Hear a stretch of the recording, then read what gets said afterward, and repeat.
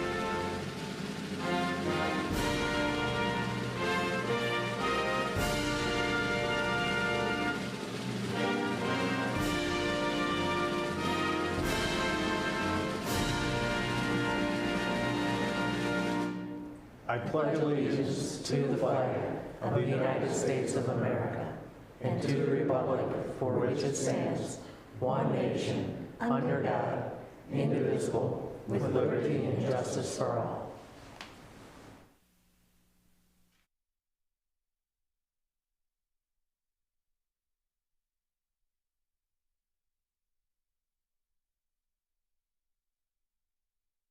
Thank you.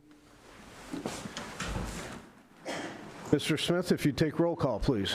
Mayor Jacobs? Here. Mayor Pro Tem Dold? Here. Councilmember Hughes? Here. Councilmember Witt? Here. Councilmember King? Here. Councilmember Dold? Here. Councilmember Karafotis? Here. You have a quorum of 7. Thank you. Item 4 is the approval of the agenda. Mayor, Councilmember Witt. I'd like to make a motion to approve the Monday, May 19th council meeting agenda as presented. Approve. Support from Councilmember Hughes. Discussion from table. From the public. All in favor? Aye. Opposed? Motion passes 7-0. We have no recognitions. I don't see any state or county officials. No presentations, no community events, no petitions, communications. Item 10 is our public hearings. We have 3 tonight. We'll start with public hearing A, which is our 5-year capital improvement plan. Mr. Gibbons. Thank you, Mayor and Council. Tonight before you are 3 items related to the 2025-26 budget. The first is the 5-year capital improvement plan. I emphasize the word plan. This is a plan our department heads present to us to express their capital needs over the next 5 years, none of which are we required to spend at this time. It is just sort of announcing those needs, putting them in a plan, and that if opportunities come up, either through our own funding or for outside funding, we could take advantage of that and carry out those capital projects. They're always what we want to get done, but are always held to fiscal our ability to fiscally responsibly purchase them. So tonight I place before you that 5-year plan. However, please note that the capital expenses for next year are very small, given we're trying to correct our previous year's structural deficit. Okay, thank you. At this time, I will open up the public hearing for the 25-26 5-year capital improvement plan. Anybody wishing to speak? Again, anybody wishing to speak on the capital improvement plan? Okay, I will close that public hearing. Next one is on the water and sewer rate ordinance. Mr. Gibbons. Thank you, Mayor and Council. Before us tonight is the water and sewer rate ordinance to set our water and sewer rates for next year. As discussed in depth at the April 28th, 2025 meeting, last budget meeting we had, We have been studying the water fund as it came to light that the fund since last year and in previous years, since 2018, has been operating a significant deficit. In the 2017-2018 budget year, we had $9.2 million in reserves. Over the course of the next 5 to 6 years, the city averages about a $1.5 to $2 million deficit in that fund. There was no rate increases that could have matched that spending, or there was none performed that would have matched that spending. So we find ourselves today where the water fund is operating in a structural deficit, and it's also negative in reserves, meaning that our general fund is currently propping up the water fund with general fund money. So with that knowledge, we enlisted Plant Moran to conduct a look into our water rates, where they need to be to get us back on strong fiscal footing, and particularly over the next 5 years. They recommended the water rate increases you see before you tonight. Certainly they are front-loaded, and a lot of questions have gone into why that is, and why we'd want to choose that benefit. The first is that our fund is so currently underfunded and in such a deficit without reserves that continuing to operate next year in such a large deficit will continue to put stress on our general fund and put stress on the rest of the city operations as a whole. It also takes away from our ability to have a general fund that's healthy, that produces a certain amount of interest income right now for us, because as it turns out, when you're sitting on a decent amount of money these days, the interest rates are high enough to provide a decent source of revenue. That's number one, is just we need the money to get through next year. And number two is the longer we drag it out, the larger the amount of commodity rates will be in year 5. So just for example, if we divided it evenly, these increases that are needed over the 5 years, we would end up with a water and sewer rate of $12.21 in water and $10.80 in sewer.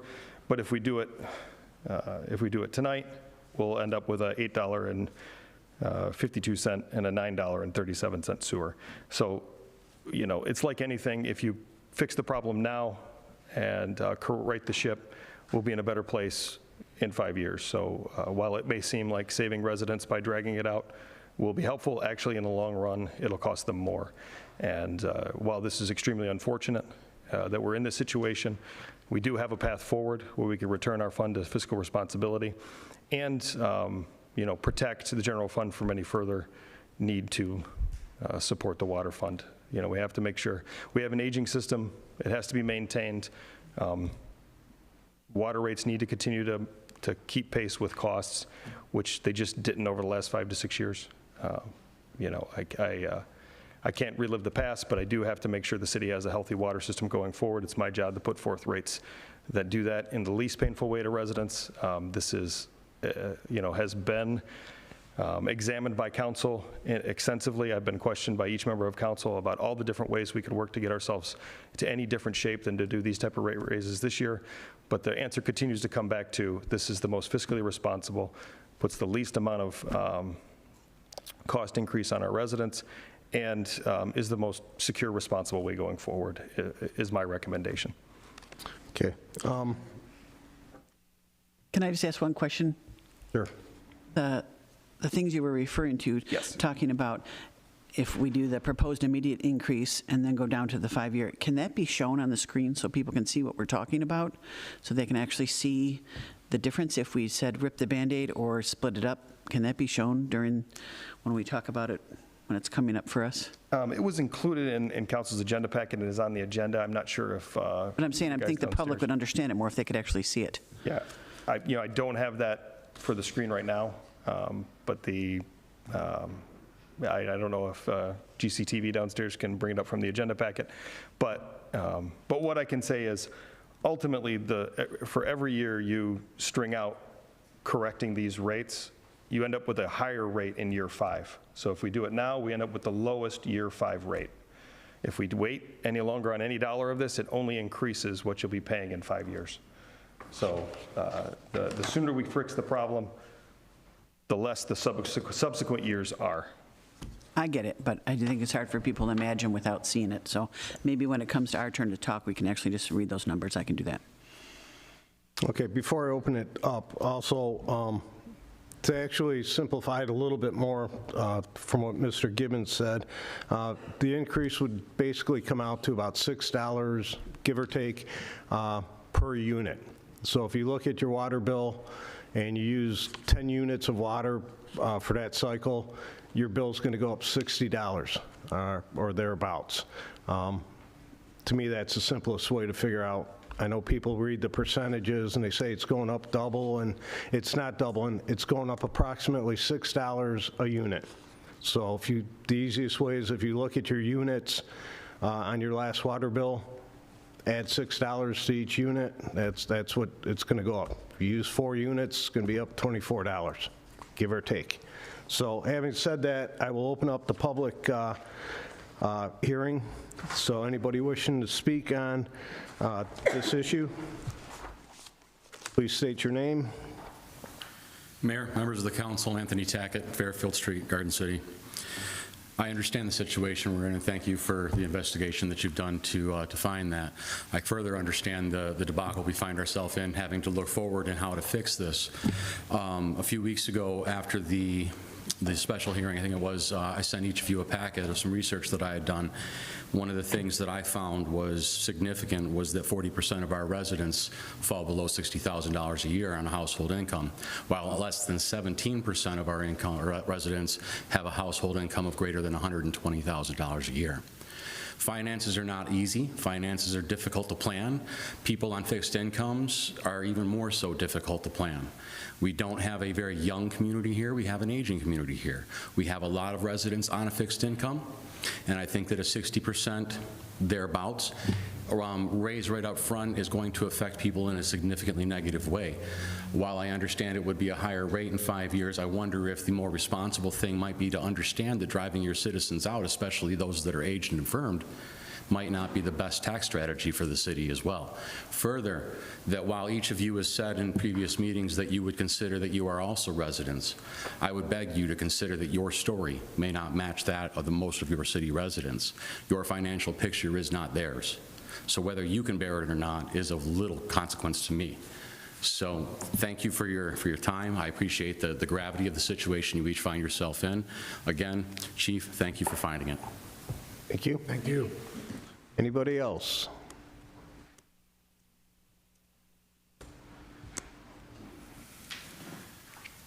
So I've been watching council meetings from home for quite a few years now. I used to be kind of more active many years ago, and I was asked to get involved more with the city. I was asked by a certain person on council to get more involved and run for council. I didn't want to. There was a lot of stuff that I was doing personally. But I regret that now, because my experience and knowledge would have carried probably a little bit more help to the situation. The thing that bothers me the most is that I watched an individual come up here last week and get very mad, pound the lectern here, and I'm going to reverse that. I don't need to get mad. Somebody on that side needs to get mad. When all the money was getting spent, I heard in the last few council meetings, nobody knew this was getting spent. We're talking $9.5 million, and you, who was sitting here from the last section or group of people, didn't have a clue, or you did and you didn't say a word. So I'm gonna be the bad guy, and I'll make you guys angry. So number one, the two people that were asking the most questions on my right were really pretty much harassed, if you want to call it that. That they were asking all these hard questions. And then the other half, that was the pro-doc people, were all sitting back and making this stuff happen with these guys and making their lives miserable. Well, you know what? Let's make some of your guys' lives miserable. Mayor, I really think you should resign. Mr. Witt, you need to resign as well. You guys, if you had any clue of what was going on, you would have spoke up. It just means that either A, you didn't know what you didn't know, or A, you didn't care and you didn't follow through. So the whole thing is, you got the whole public sitting out here looking at this $9.5 million loss. It's not a loss, okay? We got all this money bumped up to the city. But the whole thing is that we're now paying the repercussions now, us. You guys sit back last week or last meeting and said, oh, yeah, we care, and, you know, we pay taxes too. No, you sat on that side of the council, and you guys made the decisions and made the decision not to look into this stuff. You just sat back and accepted Doc for what he was. So the two people that are sitting here that really need to go, I said my piece. Thank you. Anyone else wishing to speak? Yes, ma'am. I second everything he said, and I agree. Those that were on the council and the previous mayor and the current mayor and Mr. Witt, you guys sat there while other people, I said a few things, nobody listened to us. As everything, all the money was being pilfered out of this account. Not just the water, but every account. And nobody said anything. Those people, every single one of those council people, both mayors, including Witt, should be held accountable, not us citizens. Why should we be held accountable for things that were very obvious, that were brought to everybody's attention, and nobody listened? I would like to know, one, what did he have over you guys? Two, why did you sit there and not do anything? And three, why do we, as the citizens, have to pay for all the mistakes that the city council and mayors do in this city? When everything increases, who do we go to for extra money? We can't give it to anybody else. So what makes you think that you can keep pushing it on us when you sit there and waste all our money? The Radcliffe Center should never have been purchased to begin with, and you guys just sat there and let it be purchased. You guys and the treasurer saw all of this happening. You saw it being, the water department being depleted, every department being depleted, and nobody said anything. And now you want us to pay for more water? I don't think so. I think it's time that the residents start protesting and stop all this BS. Thank you. Anybody else?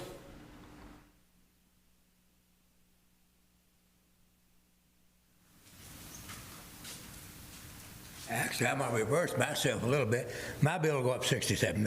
I finally figured it out when I figured out the 740 plus 1,000 cubic feet. That give me didn't give me no gray hair because I ain't got any.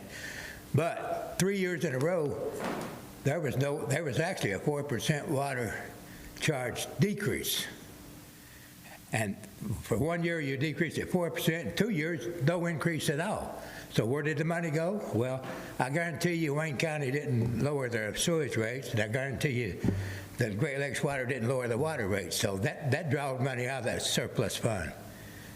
And that's why I'm saying I'm going to reverse myself a little bit, because I didn't really understand it. But I didn't come up here and holler at you when you give me that, when you lowered it. I didn't come up here and holler and tell you you're making a big mistake, which was a mistake, because the rate kept going up, the water rate going up, and we stayed the same. So we went into deficit spending. There's no doubt about that. And, well, but what I don't understand is on the, that's big for you, is on the water fixed rate and the sewer fixed rate, they've been the same all the way across until this coming up now. Now the rate has jumped from, you know what it is, I ain't have it with me, I got it with me, but it's different. The sewer rate is now higher than the water rate for the fixed fund. And for all this time, it's been the same amount, and I don't understand that, why it's that way. If you look at it, the sewer rate was 94 something and the water rate was, I don't exactly remember, but they were different. I don't know why. But this blame can be passed to everybody, including myself, for not coming up here when you lowered it and say, oh, Mayor, you know, where are you going to get the money to pay for that 4% decline? Where are you going to get the money to pay for the increase from Wayne County and Detroit Water Board? I didn't open my mouth then. So I need to back off from what I said the other time, a little bit, not all the way though. Thank you. Anybody else?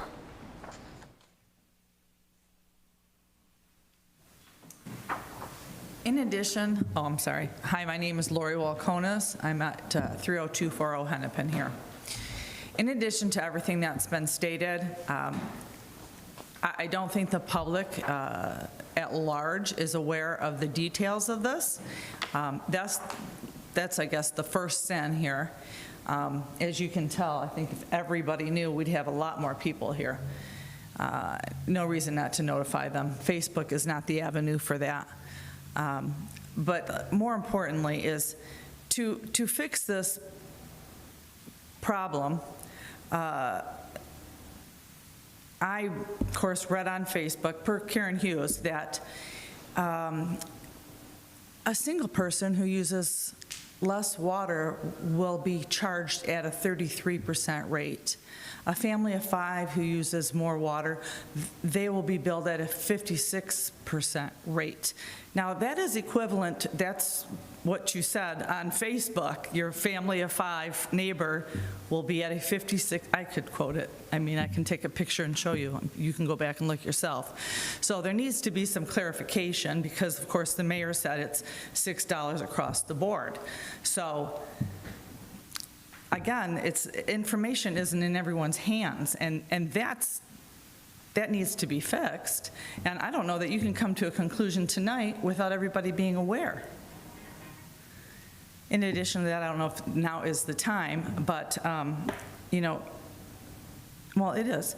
The city has put on the residents a bond fund, a sinking fund for the schools, a safety millage. We have, gosh, I don't know how many food banks we have in the city to help all these, people that need extra help. And we're getting hit with 60% increase in water. Back when Engler was governor, in order to balance the budget, he was given a deficit, like something like 1.8 million, billion, whatever it was. And wow, what did he do? He had to cut the arts programs. Everybody was furious. But he had to balance the budget first before he put it on the citizens. And that is the right thing to do. Make cuts. Don't just keep taxing us.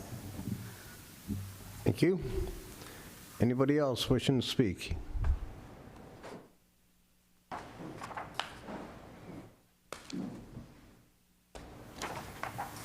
Good evening, Mayor and Council, City Manager. I had to put my thoughts down on my phone so I could get them all out. I was previously on council, and we did start spending when I was on council. We had a surplus of money in that account that wasn't to be used as a savings account. It wasn't to be used as a rainy day fund. We did start updating valid things such as 70s equipment in the water department, vehicles that were broke down. We did start updating things. It was a good thing. But in the 4 years I've been gone, it is completely depleted, and I just don't understand how that happened. I do thank a couple of you for speaking with me because I had questions. And I may ask them again tonight because it may be something that the residents do need to know. I am also a resident here. I'm a single income, and a 60% water increase, even a $6 increase on a unit will affect my daughter and I. So let's see. So there's a budget done every year. And I'm just curious what the numbers were budgeted for the water department even just last year or the year before or even the prior year since I've been gone. And I just don't understand how that wasn't caught every year. So the water department should have been going down. The money should have been, I just don't understand how the money stayed the same and looked like we had so much money in there if it was continuing to be spent. Now, the treasurer left, I'm guessing back in August, I think it was. The city manager's been gone for almost a year. The treasurer would know the numbers better than anybody. I mean, council, yes, you get your budget, you look at it, you understand it the best you can, you ask questions. But to have a treasurer who would see where that money is going, that's their job, is to understand where the accounts, how much money should go in which account. I just don't understand how the treasurer wouldn't see that that money isn't there as well. So I guess I'm wondering why nothing was ever said, and how we're just finding out now we're $500,000 in the hole. But thank you for your time. Thank you. Any other comments?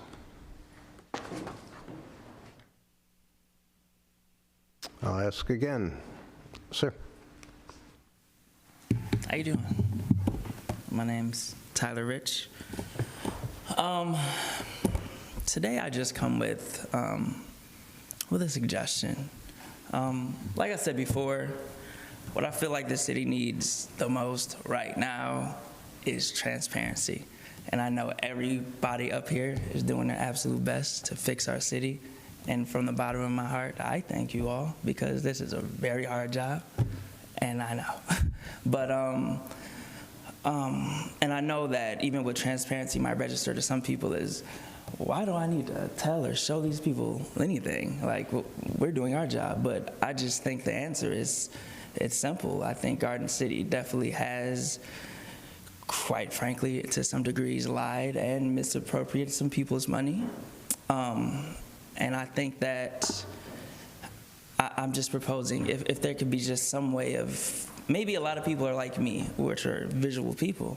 Maybe if there could be some way to just, outside of, again, you guys do a very good job of literally breaking down everything in the meetings, but just a way that people could see what the budget is and exactly where it's going. It sounds really simple, but sometimes the simple things work. That's it. Thank you. Further comments? One more time. Any more comments on this subject? Okay, I will close this public hearing. And on to our third one, which is our general appropriation and tax levy ordinance. Mr. Gibbons. Thank you, Mayor and Council. As presented before April 1st, I think it was our last meeting in March, I am presenting the 2025-26 general appropriations, tax levy, and ordinance for spending. This is a representation of a budget that's been worked on quite a bit to repair a structural deficit that we inherited of $2.5 million this year. As we've done earlier this year, we amended the budget to lessen. When I took office and recognized this deficit, I began identifying where we could cut immediately to lessen the deficit this year, and then bring ourselves into a responsible budget for next year. This represents the loss of 18 full-time positions throughout the city. This results in very little to no capital spending in most departments. This represents just every efficiency we could find, any extra revenue we could reasonably acquire, and it basically represents the efforts of all the department heads, and the Deanne Irby, who was our treasurer for that period of time, who did a fantastic job kind of identifying these issues and where we could take the city. And I'm confident that this budget takes us into the future responsibly, one we can continue to provide our core services, but at a much lower cost. And as we proceed, I think we'll continue to find savings and continue to find revenue sources to provide good value and efficiency for the city. Thank you. With that, I will open up the public hearing for anybody wishing to speak on our general 25-26 general appropriation and tax levy ordinance. Anybody wishing to speak on it? What exactly is this tax levy that you're talking about? How much that you're going to increase our taxes by? Actually, millage rate decreased. Pardon? The overall millage rate decreased this year. It's going to decrease? Yes, slightly, not by substantial, but it's going to decrease. Is that a guarantee? That's what we're passing, yeah, compared to the previous year. And we are to believe you at this time? It's what's on the paper. I mean, if you can look back at the previous year. And I'm not going to take any credit for it. Headley steps in and adjusts your millage rate. So we listened to a lot of crap before, and this is where it got us to at the city. And nobody, obviously, like I said before, nobody said anything, nobody did anything. And now everybody comes to the residents to please bail us out, just like our $18 million lawsuit that we had years back. Who had to pay for that?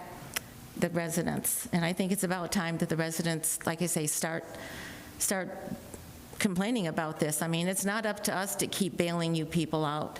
And I think that charges or investigations should come forward to the people, persons, whoever, absconded with the money.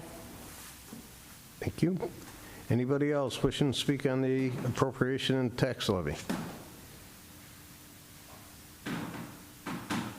One more time, anybody wishing to speak on this?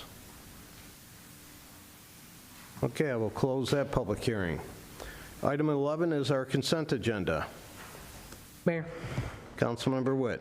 I'd like to make a motion to approve the consent agenda items A 1 through 4, including 4A as presented. Support. Or from Councilmember Hughes. Discussion from the table? From the public? All in favor? Aye. Opposed? Motion passes 7-0. And our action items, item 1 is our 25-26 5-year capital improvement plan.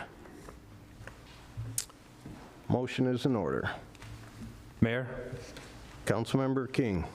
I move to approve the proposed 5-year capital improvement plan for fiscal year 2025-2026 as presented. Support. Or from Mayor Pro Tem Dold. Discussion from the table. Mayor, Councilmember Karafotis. I would just like to reiterate what our city manager was saying, that anybody can see these plans for the capital improvement plan, the budget, all those things are on our webpage, or you can pick them up in a paper sample at the clerk's desk. So anybody can see these things. We're not being transparent. I think the last 3 years are on our website for the budget and the capital improvement plans. But I just want to reiterate what he said, that this capital improvement plan, when you look at it, it's not us saying we're going to spend all this money. It's a wish list. If we were to come into more money and able to do things, we're going to do what we can. So if you look at this year's compared to other years, it's very, very small. It may be things like a police car that we need or something like that. There is not going to be spending and spending and spending. Oh, come. Is your microphone on, council member? Yes.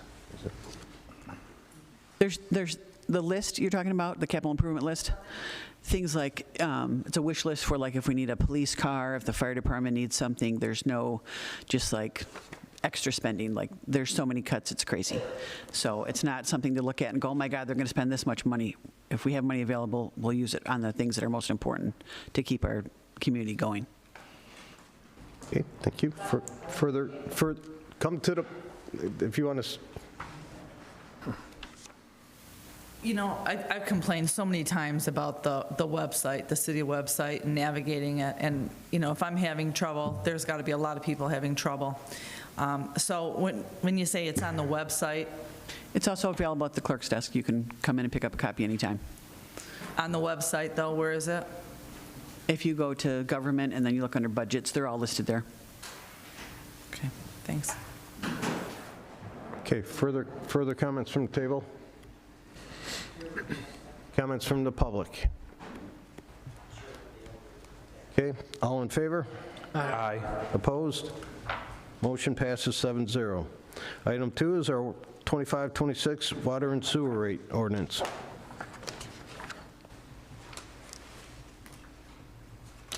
Motion is in order. We have to have a motion before we can discuss, so I motion to adopt the ordinance to amend sections 53.03 and 53.04 of Chapter 53, Title 5, I'm sorry, of the City of Garden City Code, providing for rates and charges for water and sewer service and providing for billing for water and sewage disposal services. Support. Or from Councilmember Witt. Discussion from table. Mayor. Councilmember Karafotis. So what I mentioned before when our city manager was saying we should just rip the Band-Aid off, and all of us council said, can we split that up? Can we split it up into 2 years or 13% for every year? And the chart that he came up with, just if I can read it, I'll try to speak slow so people can understand. Oh, great. They can bring it up downstairs, the chart.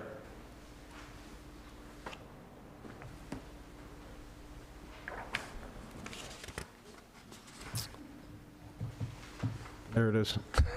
So if you look at the chart, well, go ahead, Tim. This just reiterates what I was trying to say about the sooner we correct the structural deficit, the less rates will be in the future. If we correct it now, and we rebuild our fund and get on top of these rates. Increases, by stretching out the total amount, increases will just result in higher costs each year following, but particularly in the fifth year. That's where you could see failing to correct it this year, if we even split it 50-50, would result in going from 69.75 in water to 90.46 at year 5, 96.02 in sewer, up from where it would have been 93.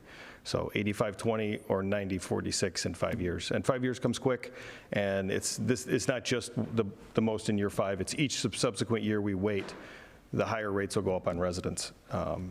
You know, and I just have to compound the fact that if we fail to raise it to the rates recommended, we'll continue to operate in a deficit next year.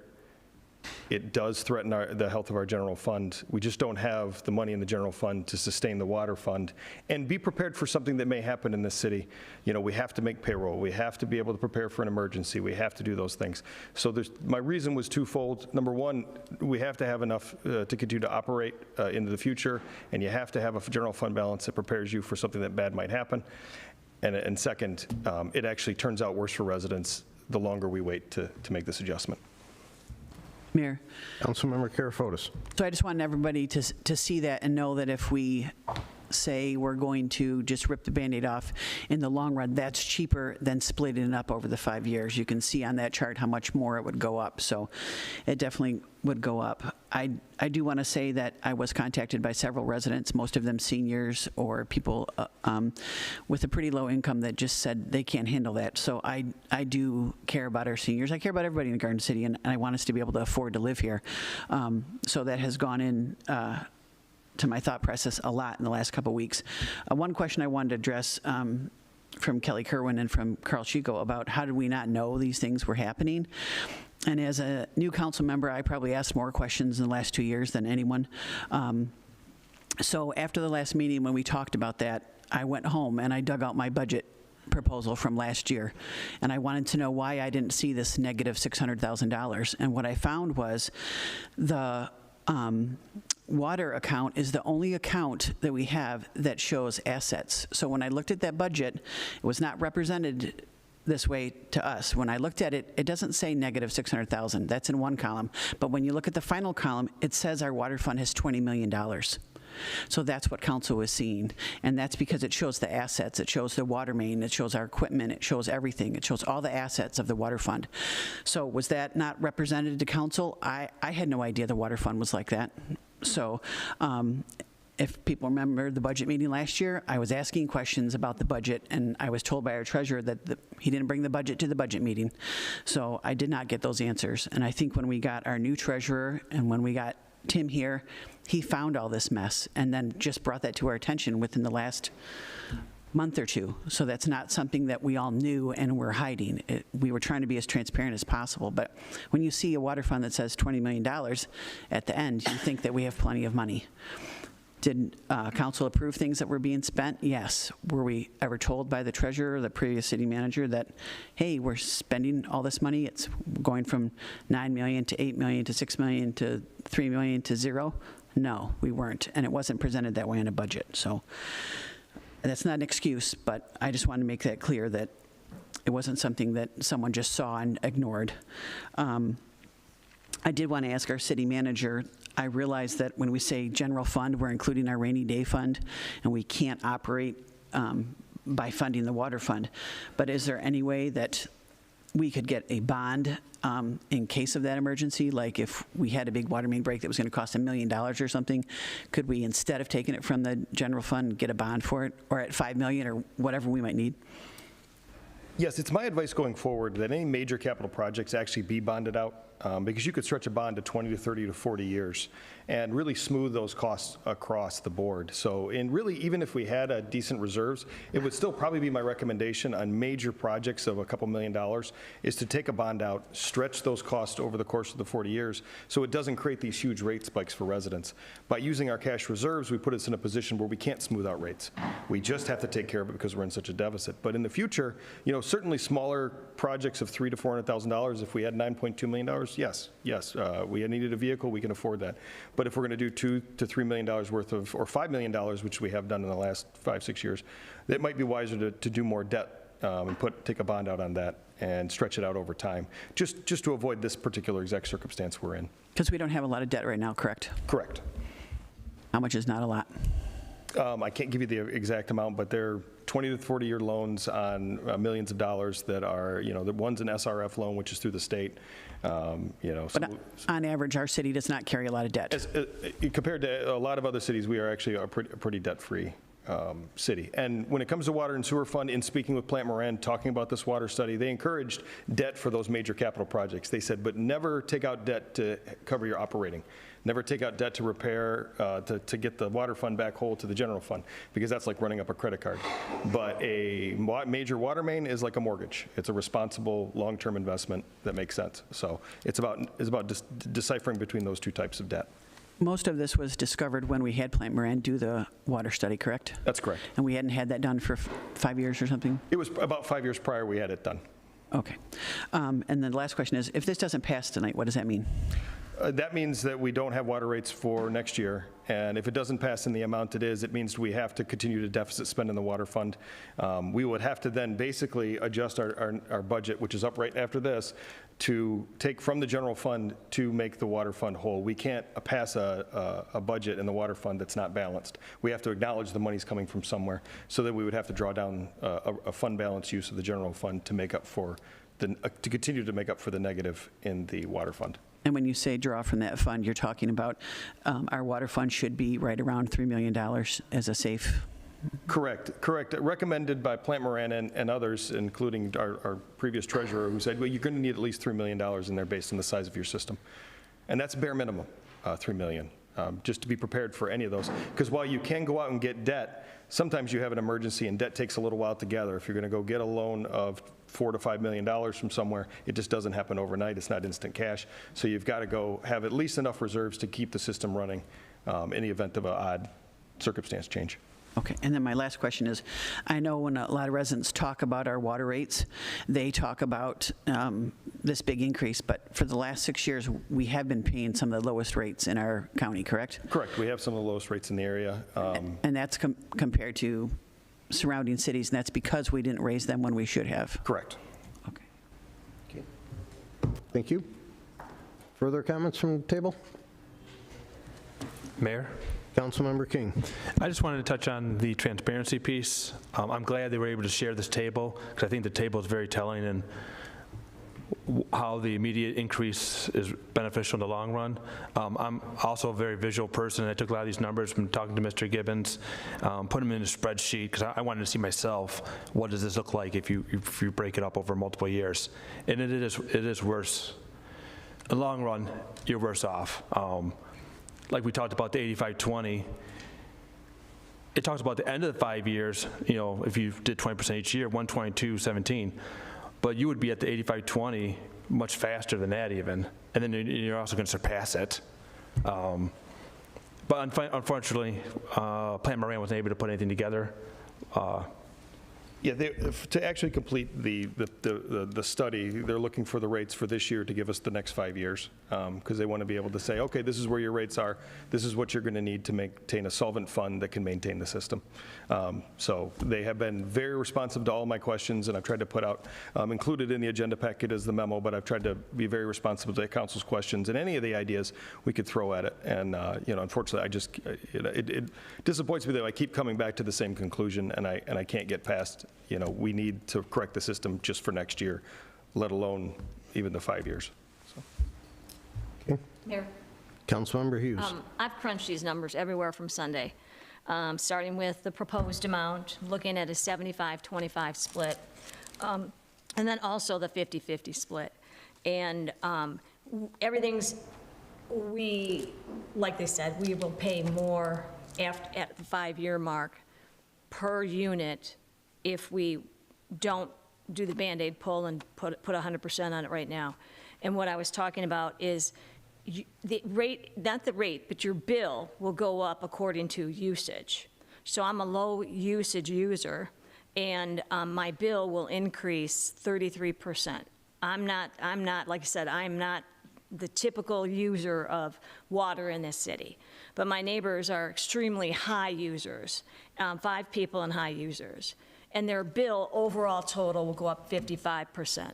So I'm looking at it, I'm at about 33% overall for my bill on an average, and they're about 56%. So people will fall in between that. It hurts, it's not pretty, it's a sad situation we're in.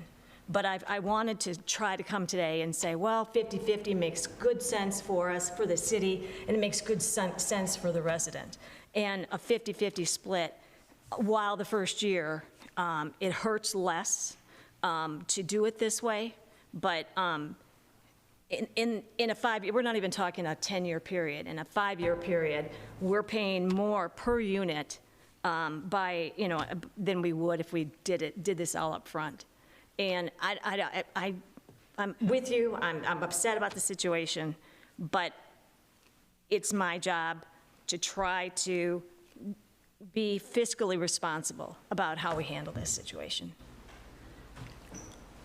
Mayor? Thank you. Councilmember King. Just to touch on that, on your bill, obviously there's a portion of it's based on the usage, and there's fixed rate.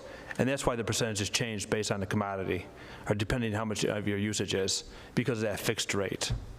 Just to clarify that piece. Yeah, then that's why it's a variable. That's why it stays a variable, it's because there's those two fixed. The fixed rate, yep. Yep, and then the same rate applies to everybody on water, and the same rate applies on sewer. But I looked at my bill, multiplied it out with my units, and then my bill itself would increase 33%. Okay. Any further comments? Mayor? Councilmember Karafotis. Moving forward, instead of waiting every 5 years for our water fund so that this doesn't happen again, someone else comes along, the next city manager wants to spend all the money. What are we doing so that that doesn't happen? Like, are we supposed to have a water audit every 2 years, or what does everybody else do so that, what can we do so this doesn't happen again?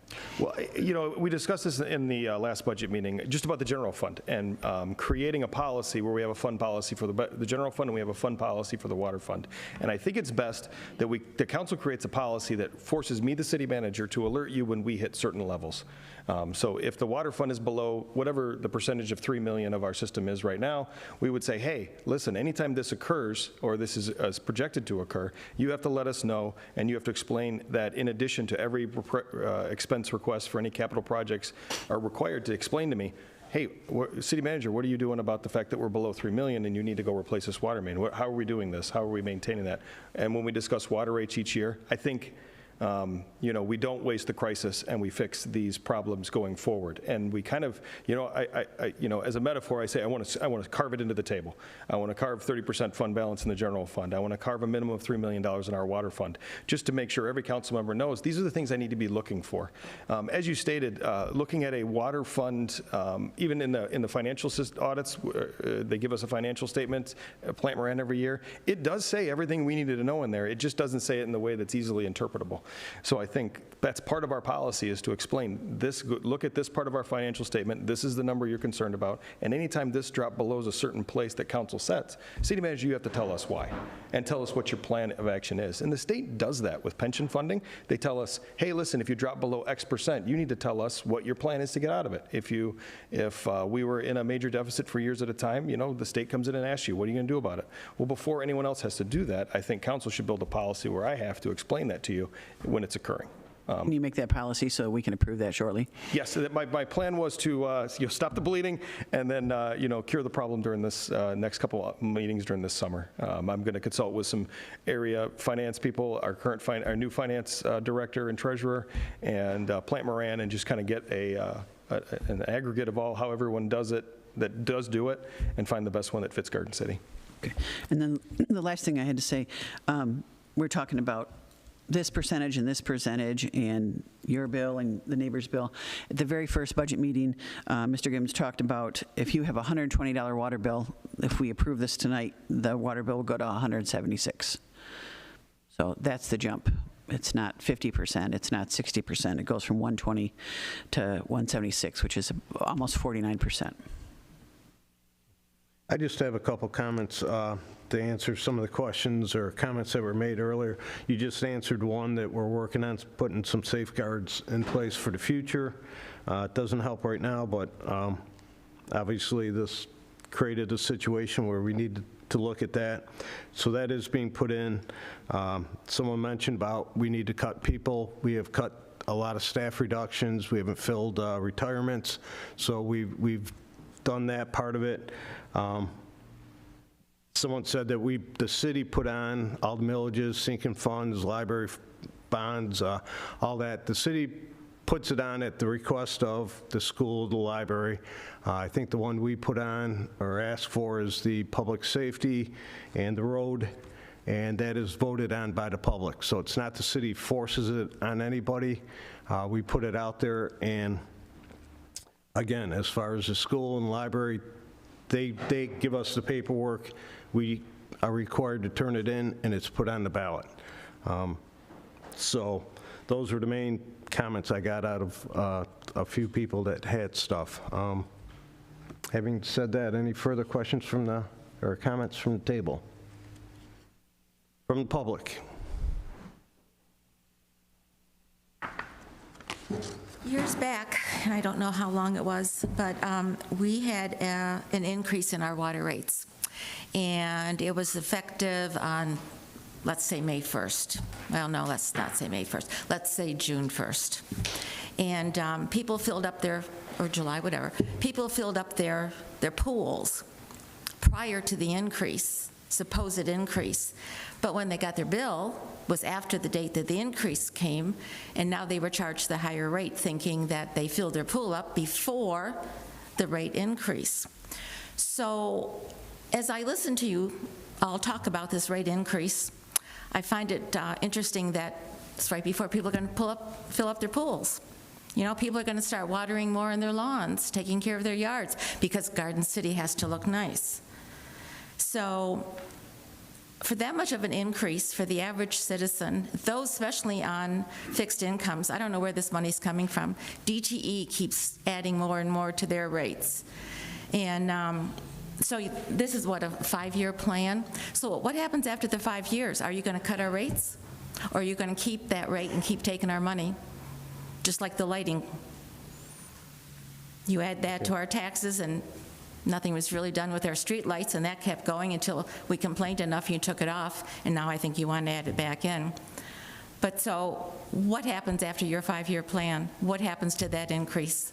Are we going to keep getting screwed on it? Thank you.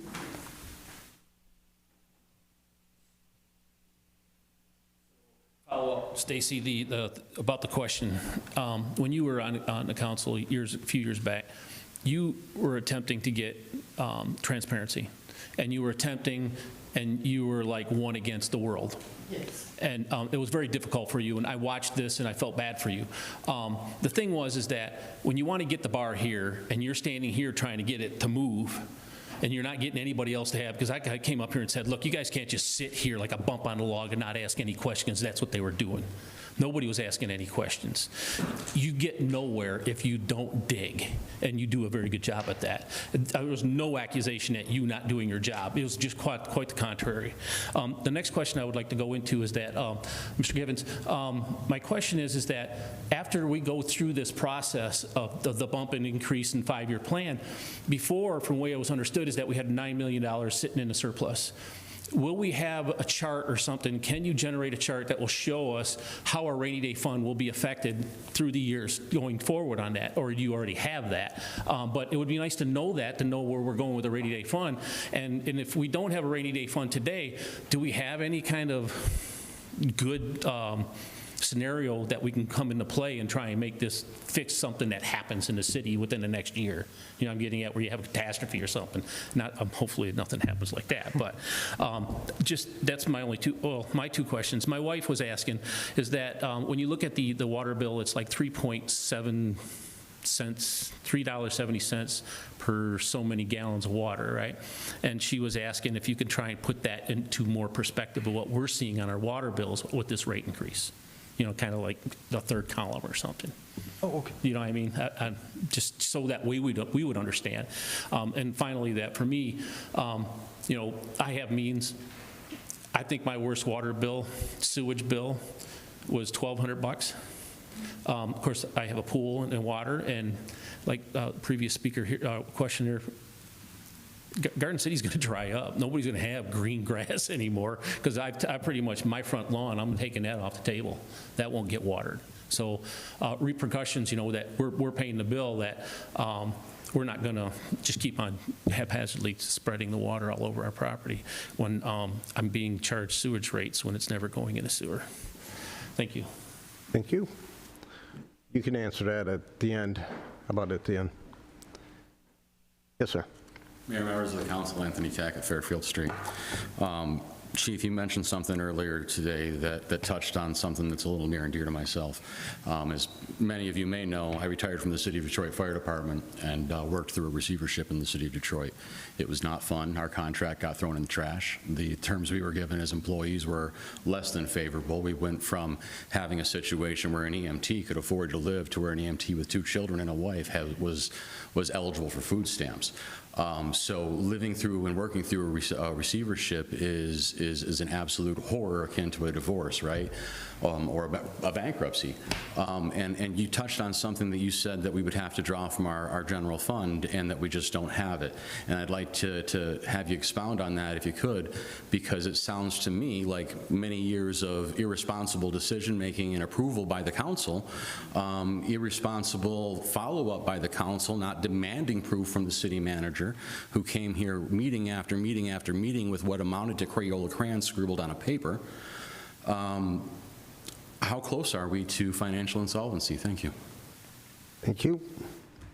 Anybody else wishing to speak?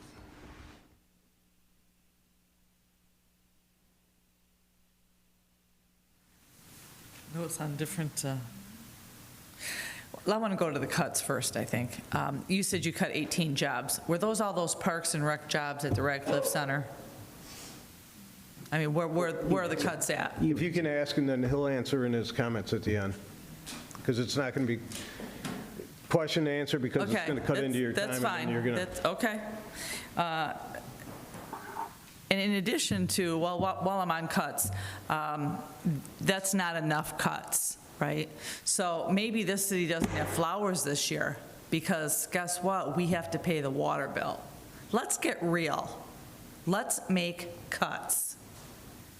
Let's have an unpretty city for a year if that's what it takes, but we need to make real cuts.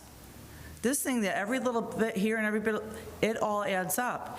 And the next thing is, yeah, the rate went down, as he was telling you that the bond rate went down, or the millage rate went down, and it went down from something like 5/100ths of a point. So it's basically the same. So let's be clear there too. And then, in addition to all of that, if we do a bond, you know that all falls back on you, right? It's a lien on your property. So I just want to make sure that everybody's aware of that too. So it all comes back to fiscal responsibility and cuts. And until we see cuts, the rest of this, how can we support the city? How can we support any of you sitting there when we don't see you making any cuts? Just asking for more money.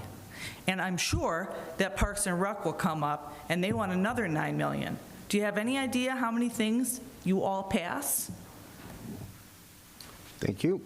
Further comments? My issue with this is right now it's the water rates. Then the next meeting, it'll be putting the lighting assessment back on. And then they'll find something else, and then we'll get more taxes added on. Where's it going to stop? That's what I don't get. Thank you. Further comments?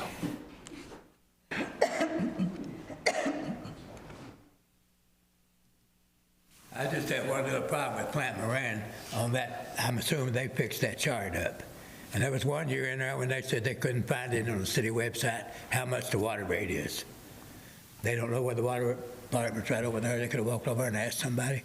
I don't understand. Even Plant Moran, I got my doubts about them. They're supposed to have been watching all this stuff, but must have had blinders on. That's all I can say. And as far as the cost of the city is going up every year for everything. So your taxes are going to go up every year. All I can say is thank you, Hadley. I know the politicians up there all said they want to hang him, but I don't. I like the guy. He finally fixed a little bit of something. And I also like the water department too. I don't like the raises, don't get me wrong, but at least this is a pay for as you use versus the property tax, which is you pay no matter you pay more or less for the use of the roads, the lights, and everything else because of the way it's so unfair for the property tax. Thank you. Further comments? Any more comments from the public? Okay, motion is on the floor. All in favor? Wait. Oh, sorry about that. Go ahead. No problem. So, really quick. So I'm here with another suggestion, a proposal, and I'm coming to you with my understanding that we all care about what our city needs, again, and one thing that our city needs from you is trust. The city needs to trust you, right? We have a budget. I'm under the impression that we do have still a considerably large amount of money left.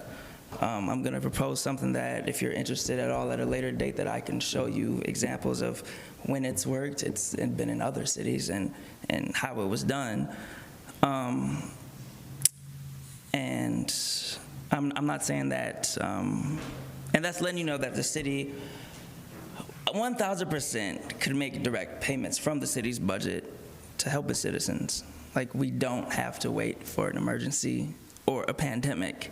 I'm not saying that you guys need to pay everybody's water bill 1,000% for the year, but I'm saying just a small deed from our city, like truly helping the citizens, could go a long way financially and with them a way to allow you guys to gain the city's trust back, is what I'm saying.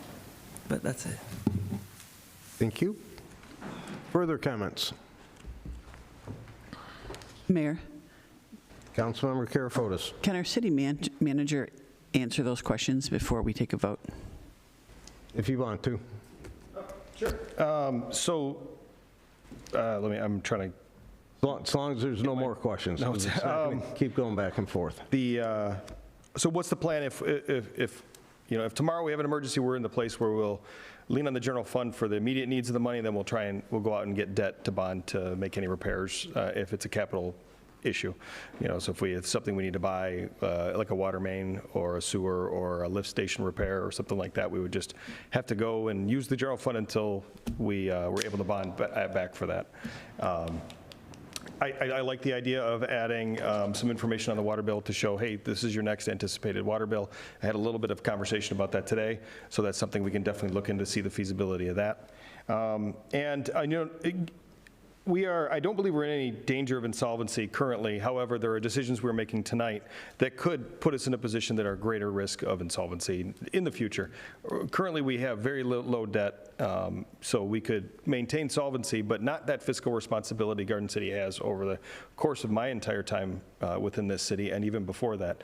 We've always maintained a healthy general fund balance. We were conservative in our spending and use of our money on capital. We drove old pickup trucks and old police cars until the point where we had to replace them. We did more with less. I was part of Garden City when I hired on, there was about 48 police officers. Within not too many years, there was 30 of us. I'd go from going on runs with 7 to going on runs with, we're starting a shift in the morning with 7 people, going down to starting with 3. So, I don't think we're in any danger of having to reduce any services or in risk of insolvency.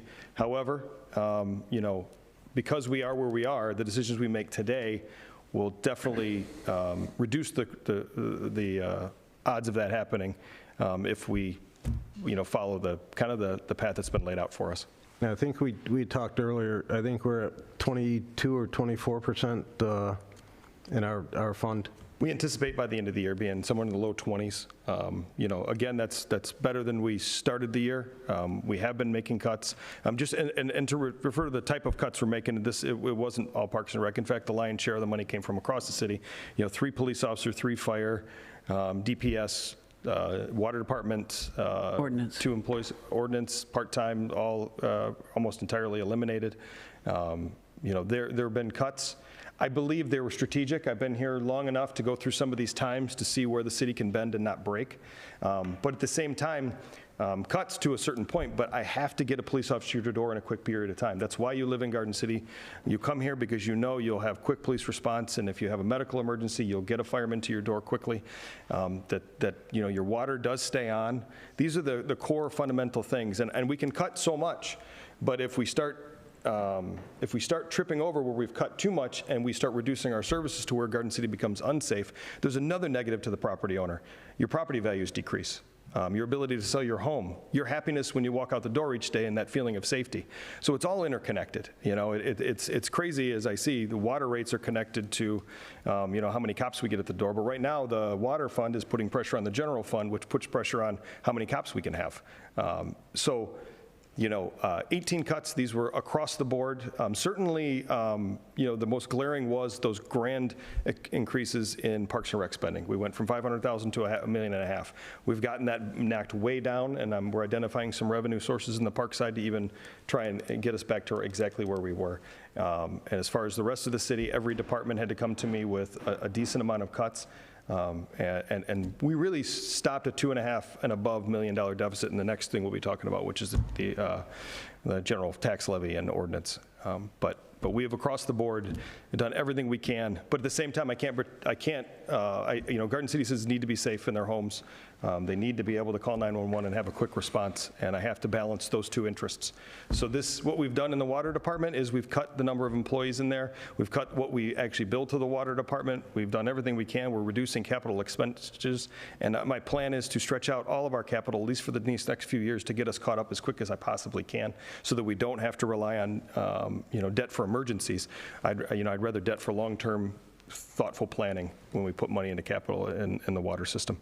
So I hope that got everybody's questions. I tried to get them all down. The last comment about the reduction of the mills. Yeah, it's like 0.32224. It's going down. I wasn't claiming a grand thing, but it was. It's not. The mill rate is not going up. Your property values do go up, so you may see your taxes go up because the amount that's being multiplied against is higher. But at the same time, the mill rate isn't increasing. So I want transparency. I don't want anyone to think I'm cutting our structural deficit and I'm reducing taxes. I'm not a magician. But at the same time, you know, I don't want anyone to think their mill rate went up. Though this year, when you look at our ordinance compared to last year's, we re-included the libraries, so we just do it at once. So it'll look like we have a 24.1429 mill rate, but that includes the 2 from the library. Really, we'll have a 22.3526 mill rate, as opposed to the previous year, which is 22.6750. I quickly looked it up here last year's to compare. That's going to be on the next. That's the next one. Sorry, but since the question came up, I wanted to try and address them all, and maybe we can move on. Did you answer the question about the rainy day fund that Mr. Chico asked? Yeah, I think so. I think he was concerned that there wasn't money to, you know, get through the next emergency if there was one, and we'll knock on wood that hopefully there isn't. But again, we would, in the short term, lean on the general fund right now until we get this fund, the water fund, back into good health. But I think it'll be conservative decisions in this next couple of years that if we don't spend a lot of money out of the water fund and hopefully even try and get some savings to build that fund back up as quickly as we possibly can. That'll be the goal. Okay. I think we answered all the questions. We have a motion from Councilmember Dole, supported by Councilmember Witt. All in favor? Aye. Aye. Opposed? Nay. Nay. How many? 5-2? Okay, motion passes 5-2. 4-3. 4-3. So point of order, so you need 5, because it's an ordinance, you need 5 affirmative to pass. Okay. So 4-3 fails. Yes. Is there, I just, to be clear, we're understood that that didn't pass, and that settles the motion. Would it have to be or what? I just want to make sure. It could be, you know, if we have an alternate plan that we come back with, or if you have an alternate plan, you could present that, and then we can bring it up for another vote. But the motion, as it was presented, because it did not get 5 votes, motion fails. Okay. Okay, we'll move on to item 3. General appropriation tax levy. Mayor and council, because the last vote failed, that will impact our ability to fund the water fund in the general fund. Would it be prudent to table that until? We'll have to make we'll have to table it. However, this is the date that our ordinance sets to pass these ordinances in order to be able to place. You know, clerk, can you help me with a little bit of that explanation? Yes, so we may not have, we may have to do what we did last year, where we did the millage rates, but we did not approve the budget at the time, the general appropriations. So if we're convinced, that the rates that we have set, because of Headley, are what were established for that, we could entertain a motion to approve the millage rates for the year, but not that budget section.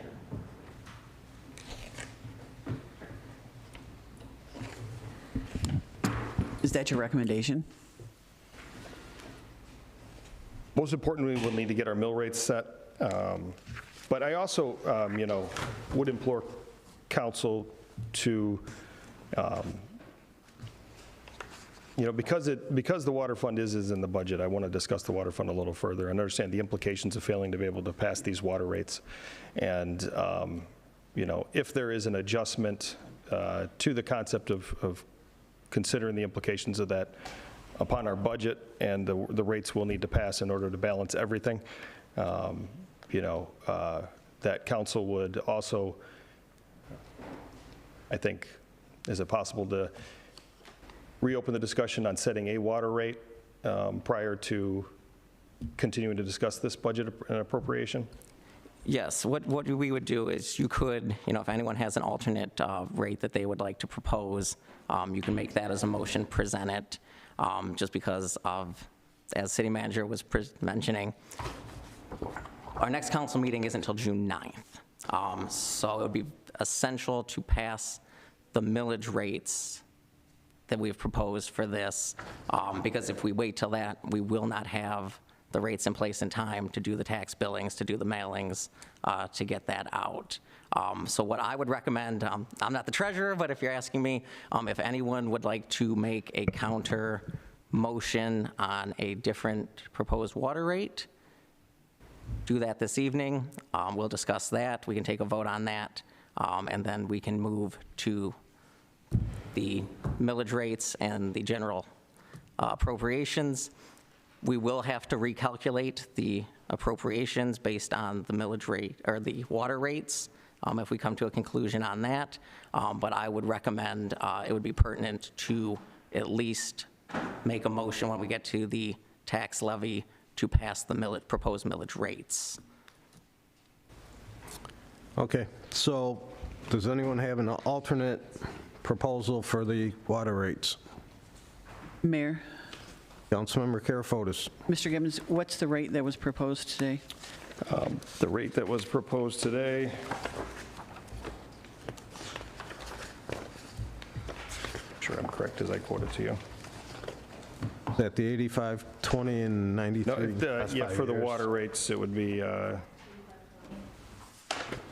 no, it's, That was the end of 5 years. Here we go, just had to find the right sheet. What was proposed was a consumption rate for water of $69.75, an annual fixed user charge of $78.43, and then a consumption rate of $77.09, $78.43 for fixed user charge. So sewage, $77.09, $78.43, and $20.03. It's perfectly acceptable for council to adjust that by any amount they see fit and make a new motion.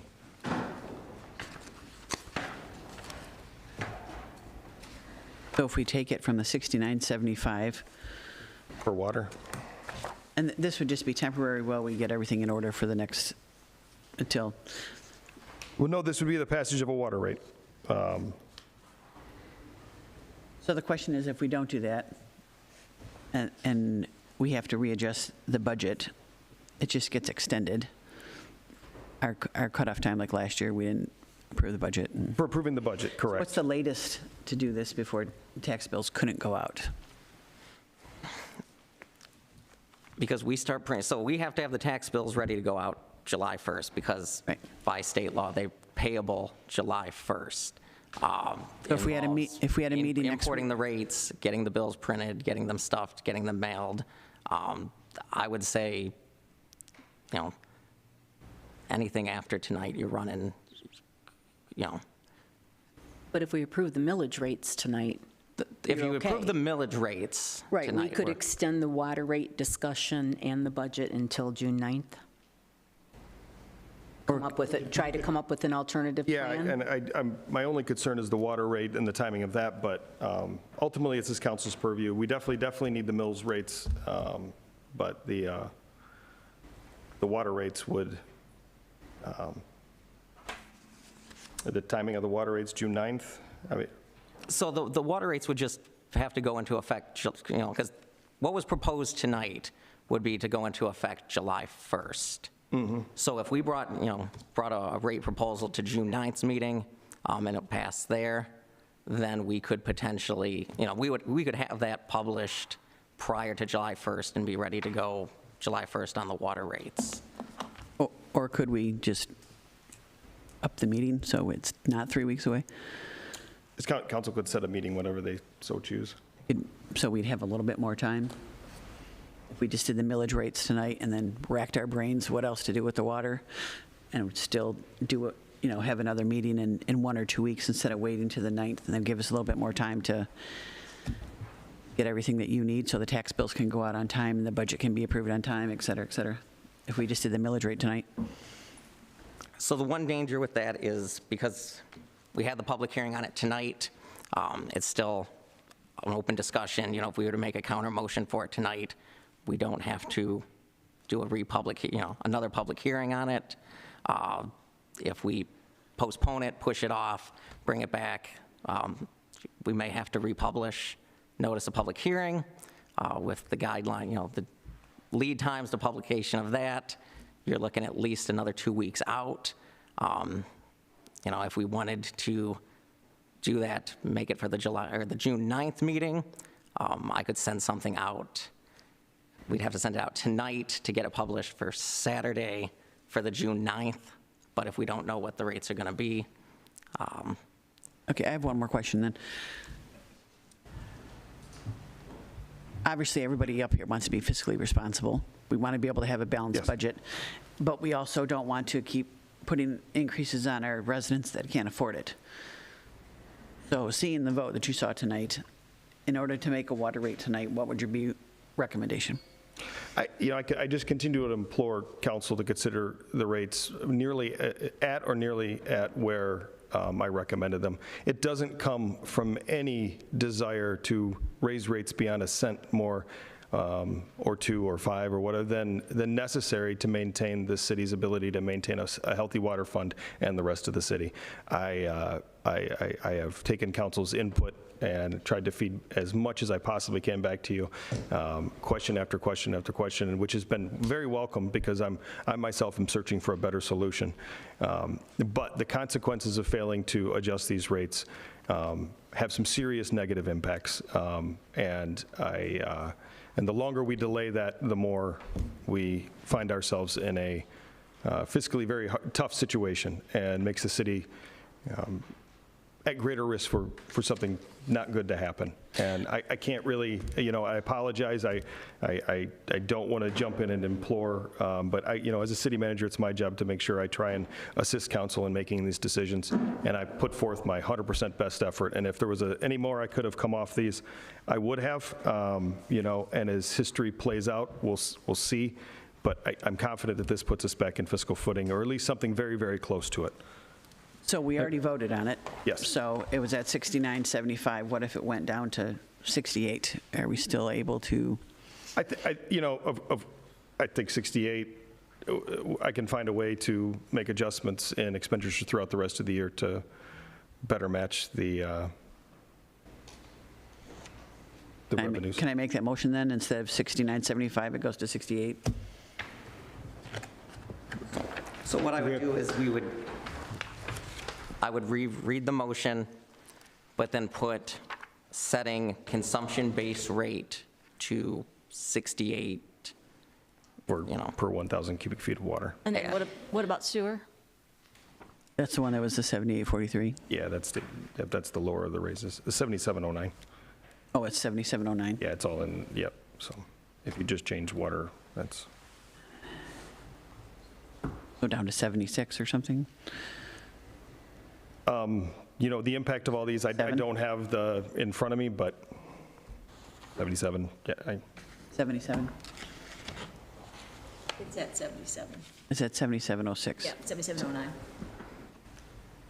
77. 77 is fine.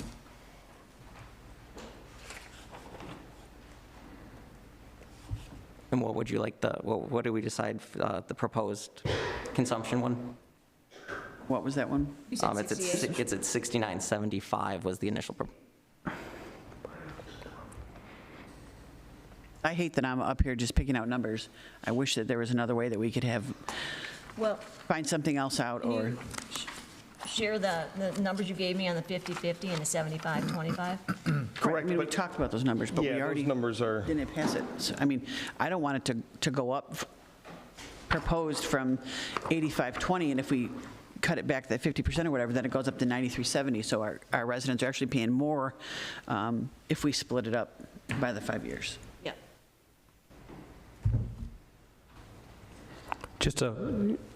But I guess even adjusting the numbers, I mean, we're adjusting very small. I understand that water's about $1.75 less. Yes. And I think sewer, you was just keeping the same. I think at the end of the 5 years, you're still higher than 85.20, but maybe it's like Not as 85.50. Yeah. I don't know what it's going to be, but it will be higher than 85.20. I think the 68 and the 77 is workable, with some adjustments throughout the year. If that cuts that revenue, it's not a drastic. Yeah, no, I'd be fine with the change. I'm just pointing that out, I guess. Okay. I can do it if you want. Can you read that? What she was proposing? All right, so the new proposed motion would be, motion to adopt the ordinance to amend sections 53.03 and 53.04 of Chapter 53, Title 5 of the City of Garden City Code, providing for rates and charges for water and sewer services, and providing for billing for water and sewerage disposal services, with the amount of 55.03 water supply rates, Section A, consumption base rate $68 per 1,000 cubic feet of water, and Section 53.04 sewage disposal rates, Section A, consumption base rate, including excessive sewage, of $77 per 1,000 cubic feet. So moved? Yeah. Support. I was trying to write it down, but he was speaking too fast. Okay, so we got Councilmember King and Councilmember Witt. Further discussion from the table? From the public?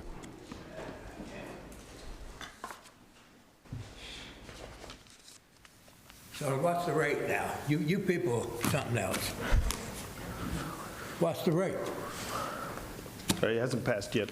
Well, what's the proposed rate? $68 for water. $68, where it was 78? 69.75. I don't have a 99.75 on here anywhere. I don't know where you're getting that figure from. 69.75. Oh, okay. So instead of 69, it's going to be 68. 68. You're going to lower it $1 instead of sticking with this. Oh, that's great. That's really smart, I'm telling you.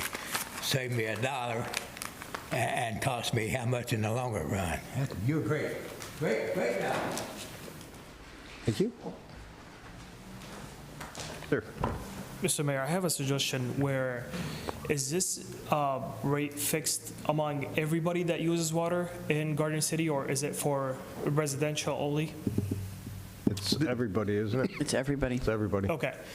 So I have a suggestion where we kind of build it like a pyramid. So where we have it that we start from the residential side, where we charge less percentage, and then going up where the commercial side gets charged a little more, and where commercial that has 100 employees or even further, that gets charged even more. So instead of fixed rate among everybody, I'll get like a pyramid, and the percentage itself would increase over the size of the institution or whatever business it is. That's one side of my plan, and the other side would be to also start accepting new businesses, and the way to do this is through getting food trucks in the city. We drove around and we found most of our gas stations in the city, they have great locations, and they have on the bigger side than the normal gas station that I see around. And I'm sure that will attract a lot of new businesses. For Dearborn alone, that generates revenues between $250,000 to $500,000 a year. Maybe that could also help. And alongside with that plan, you'll have more businesses that you also charge a higher rate. This way you will have more people, or the people that generate more money, they will be paying a higher percentage. And people with fixed rate income, they will be paying a lower percentage. That's my suggestion. Thank you. Thank you. Thank you.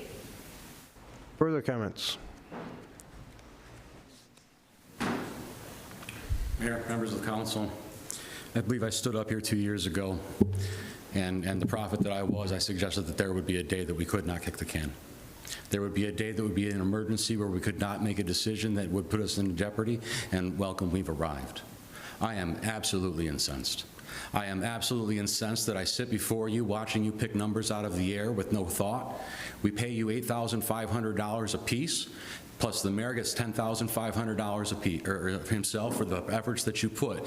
I see a few of you that make efforts to communicate with the public. The rest of you, what do you do with the money we give you?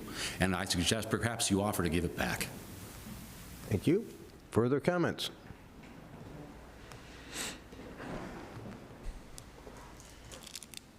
So going back to the units, so when I said earlier, most cities use so many dollars per 1,000 gallons, right?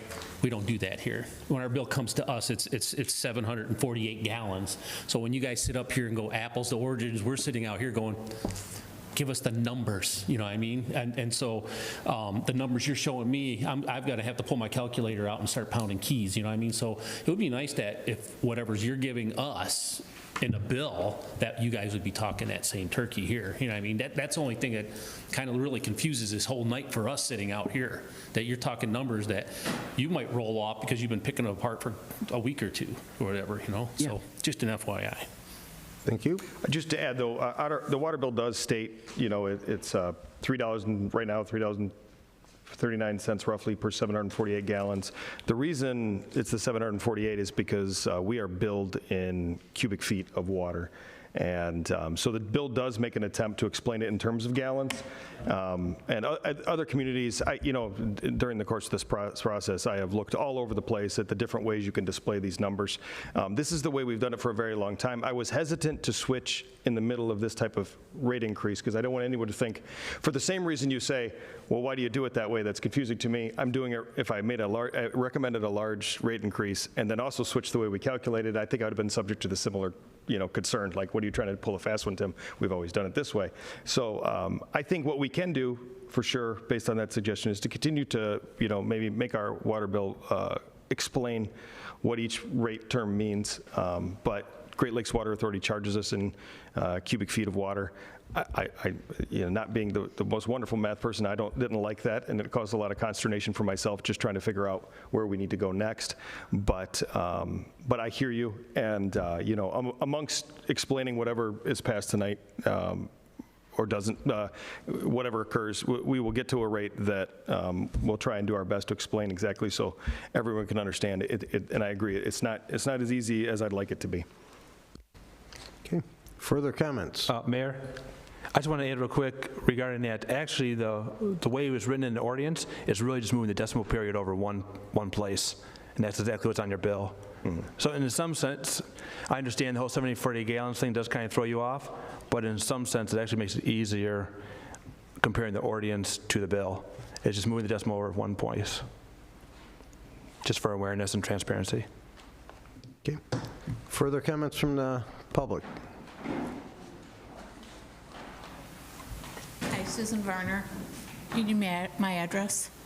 Do you No, need you're my fine. address? Okay. I agree with the gentleman that talked about general numbers.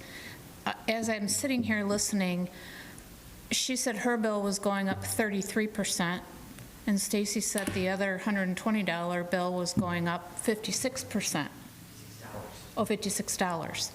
So if my water bill is $100, it would go up to $150. Someone's water bill with a larger family, if it's $200, it's going to go up to $300, correct? Roughly. That's a lot. That's a lot for a family. For $100 a month is a lot. I've lived here my whole life. I don't plan on leaving. But it's getting a little bit ridiculous, and I really think you should table this and really think about it and put it in general terms. People aren't understanding it. I don't think you all understand it. I think it needs to come out in general terms to the public, because these young people that are living here with families are going to be in tears when they get a $300 water bill and go, what the heck happened? Thank you. Thank you. Mayor, Councilmember Dole. Ms. Varner, you're right. I don't understand it completely either, and that's why I'm going to ask again. If we just approve the millage rates tonight, that is the only thing we absolutely have to do tonight, correct? I would say that that is the only thing that you absolutely have to do. We've not always done water and sewer rates. You know, we've done mid-year sewage increases before in the past. When I was deputy clerk here, I remember a time where in January we had to do an adjustment based on what we were being billed. So it would probably involve, if we do a change in the rates mid-year, we would have to do a budget amendment to account for those funds. But like I said, I wish the treasurer was here. You know, they're I'm not really a finance person, but the one thing we would have to do is the millage rates. Okay. Tonight. And if we table it, we still have to call for a public hearing for the next. Correct. If we're going to come back, if we're going to do some more research, run some more numbers, come back with a more, determined this is. Well, that's what I need to understand. How detrimental is that going to be if we don't do it tonight and we do it at the next meeting? Another 2 weeks of a posting for a public hearing? Yeah, so in terms of how detrimental it would be, I'd have to defer to City Manager Gibbons. I can just say what the timeline would be for what we would have to. Mayor, I mean, we can always approve this today, and then we can always change the numbers, right, at any time, like 3-4 months, if we come with a better idea. 'Cause, I mean, I know since you announced this 3 weeks ago, I've been in continuous conversation about different options, and therefore, how can we make this better on the residents? I imagine the rest of the council's been doing the same thing, communicating with you and trying to find other ideas. At this point, this is the best scenario in the long run for the city. So anyways, just to answer that question, I guess we could change it if we wanted to. You can 6 months or whatever it is. Councils can always change the water rates, to whatever they choose to set it at. It would just occur with the same process: public hearing, a vote, and then the adjustment of the rates. Mayor? No, I'm a little leery there's another option. I mean, I definitely don't mind exploring it, but I know I've had a lot of communication with you, and I just don't know what other viable option there is. Mayor? I'm sorry, I haven't got an answer to my question yet. So, the longer we delay this, the less we're collecting, the more we're digging into the general fund. But if we're talking, say, 1 month, if we have to publish for a public hearing, that's Correct. 2 weeks? It's 15 days, Give so or normally take. it's 3-day lead time to get published. Okay, so a month tops, we could have 2 nights. So if we're talking 1 month, how badly is that going to hurt us? Well, I don't think he was saying we'd have to publish, we'd have to call for it, we'd have to call for it right now. We could call for it right now. And we could get it to June 9th? I mean. No, because we don't know what the proposed rates would be. So for the June 9th meeting, we would have to, like, as soon as this meeting wraps up, I go send it off so it gets published. So this would be the second meeting of June, which, June 23rd. which then it's going to push us into July. We're going to continue to deficit spend. We'll have to adjust our appropriations to recognize that, we're just going to be taken out of the general fund to support the water fund. As I tried to demonstrate in the memo, this water rate only gets us above our actual expenditures next year by $300,000, which isn't enough to even cut the deficit by much of that the general fund is owed by the water fund. And we are just, I just fear that council is going to continue to come to the same conclusion, and it'll only cost us more of that time and that more increased cost for the residents down the line. So I apologize for continuing to jump in and state these things, but I just want to make sure I'm clear in my imploring my recommendation and imploring the path forward that I think it's best for the residents and for the water fund. Every person up here is right that the water is going to have a negative impact on residents who anticipated a bill they got used to over the last number of years and now has a much higher bill.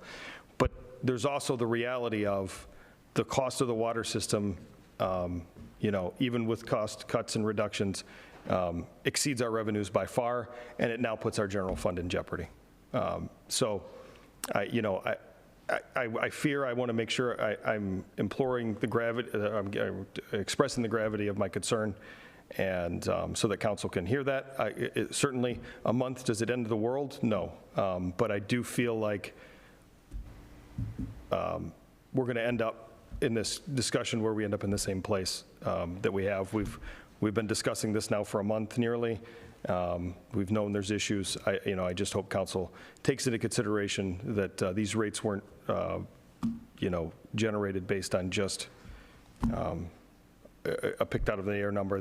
They were set with real concepts of what's our cost for the water system next year. What do we need to break in to bring in to get above that? I'm not sure how many more cuts we can make in the water department that wouldn't put that in jeopardy of not having a functioning system. That would be down the line. I'm not saying that, but these consequences today have downstream consequences. But but again, I just want everyone to express I don't think that this is some easy decision or that there aren't serious negative impacts. But there's also the other side of not doing the hard thing, which is hard too. So we are not in a there's an easy path. There's just no easy way at this point. So, Mayor. Councilmember Karafotis. I just feel like this is the third year in a row that we've had issues with our budget or something that we couldn't decide on, and yet we waited till, and I'm not saying this is your fault, but we've waited till the very last minute, and then we're expected to hurry up and make a decision. If we don't, then we're screwed.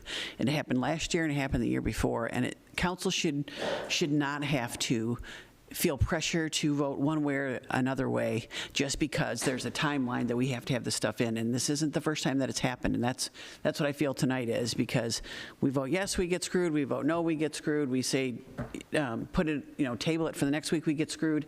We're just screwed either way. It doesn't matter what we vote. We all vote one way or I'll vote different. We're all going to be screwed. But if I could just add to that, council member, I've tried to do my best throughout numerous council meetings to express all of these circumstances. I've communicated with since at least March 9th about this situation. I've tried to be as transparent as possible, answer all questions immediately. I can't. The fact that we get to these deadlines is just a symptom of you got two choices. We could have tried to vote on this a month ago, but you wouldn't have had as much information as you needed to, versus having as many meetings as we possibly can and giving you as much time and for us as much time to research that decision to put us at this point to make that decision. So, again, it's a rock or the hard place. You either try and make a decision early without enough information, or you wait till you have all the time to ask the questions, get given them information, and then make the decision. I think it's a symptom not necessarily of anyone's intention, but a system of just the way the system works. If I would have asked you to do these rate raises without a full budget meeting to discuss and to present, and without 3 weeks, I would have felt remiss then. So I just think that when we talked about this before, that we should have started all of this earlier, because it always gets down to that last meeting before we have to decide. And I know you came into a huge mess, and so you just found all this stuff out, but we talked about it the last year, about budget meetings all go to a row until that last meeting, and then if you don't decide now, we're screwed. And that's exactly what happened again. Okay, Councilmember Hughes, hold on, Councilmember Hughes had something? It's been a while, I forgot. I disagree a little bit that we have had numbers in front of us, and I've been crunching. I'm not saying that we're not. I'm just saying when we vote, we have to vote that night. If we, Right, but we've had this information about the different splits, 50/50, 20% each year, each year. And then I on the side, I asked for 75/25. I just thought it's somewhere in the middle. But we've had this information, the 50/50 and 20% for a couple weeks. And so, I don't want to give the impression that we didn't get this until just today. We've had these numbers for a while. that's not what I'm saying, but we're just hearing the public's opinion today. I don't make up my mind totally before I come to the meeting and hear what our residents have to say. Right. Mayor Pro Tem Dole. Yeah, I'd just like to explain no vote. I think it should be done, but I'm listening to everybody in this audience as well as council members. I got my packet Thursday, so I had 4 or 5 days to go through it, and there's a lot here. It crosses the board with responsibilities, and I'm feeling for the residents. I think this is just a big hit for them to take now. There's got to be more we can do, whether it's layoffs, as much as I hate to say, cuts someplace. I do like the gentleman's ideal about a pyramid program or whatever it is. It sounded good, whether or not it will work. And I do feel rushed tonight. This is something huge to try to pass within a few days. I'm not happy with any mathematical figures that we passed tonight. And I just want to explain that to the residents. Okay, thank you. Further comments from the public? Okay, it's the motion. Somebody made a point back here that was really good about how we transfer information, and you said, well, we always did it this way, so we're going to continue to do it this way. But there are a lot of people that watch at home, and normally I'm one of them, always watching at home, because for one, people talk fast, et cetera. You can't hear, you're trying to grasp everything.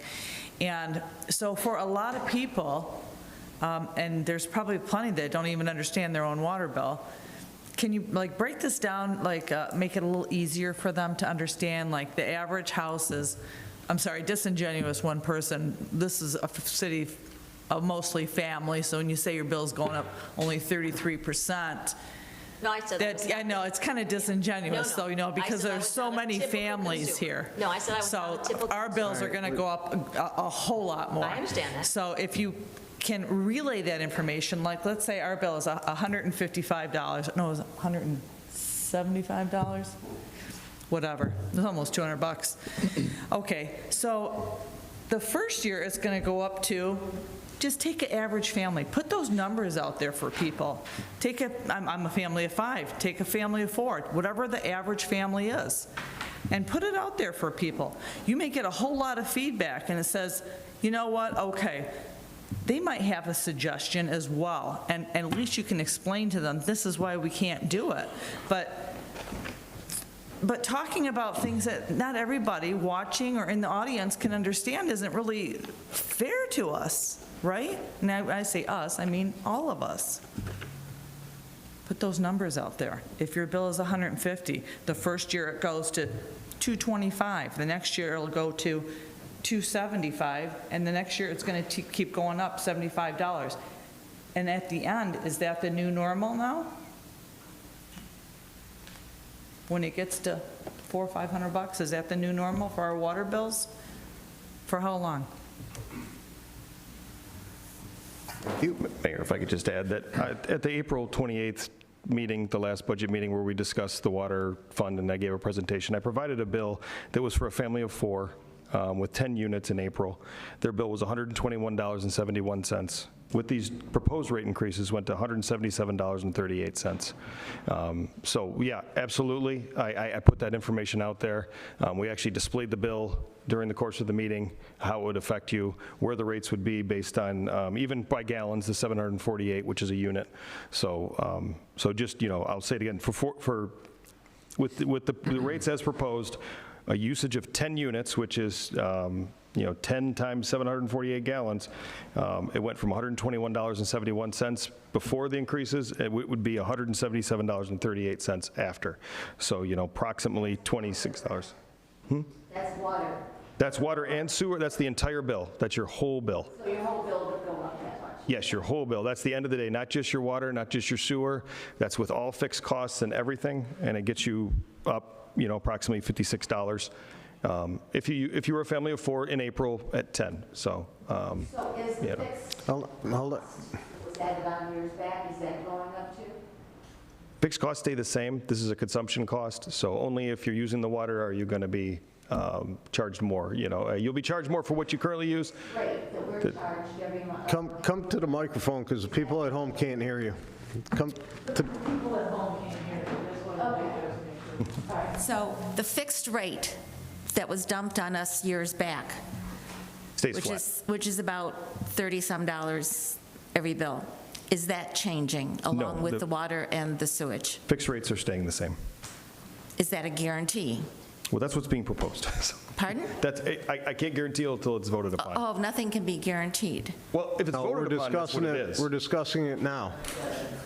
We haven't voted on it. That's all I'm saying is. After a vote is taken, then he can guarantee it'll stay the same for. Yeah, well, I don't trust guarantees here. Well, the What current about motion- after and I asked it before, will this extra charge go away once you get the money that you want?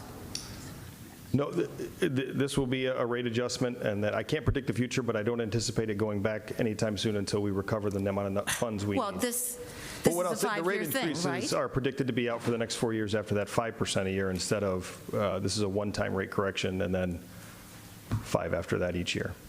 We're screwed. We're screwed, Laura. And at the end, it states that Hold it. No, go ahead, Mr. Tackett. Mayor, members of the council, I'm a little concerned. We had the graph up on the television earlier that had a couple of different rates. One was 75, 25, 50, 50, so on and so forth. I would ask that those of you who voted no, maintain your vote on this particular motion, because if the rate has not been presented and researched, then it shouldn't be considered as being able to be imposed on the residents. What I'm hearing from the discussion so far, Councilmember Dole mentioned that there is a little bit of leeway. Yes, it will cause us to have to scramble. Well, tough shit. We scramble. The motion was made.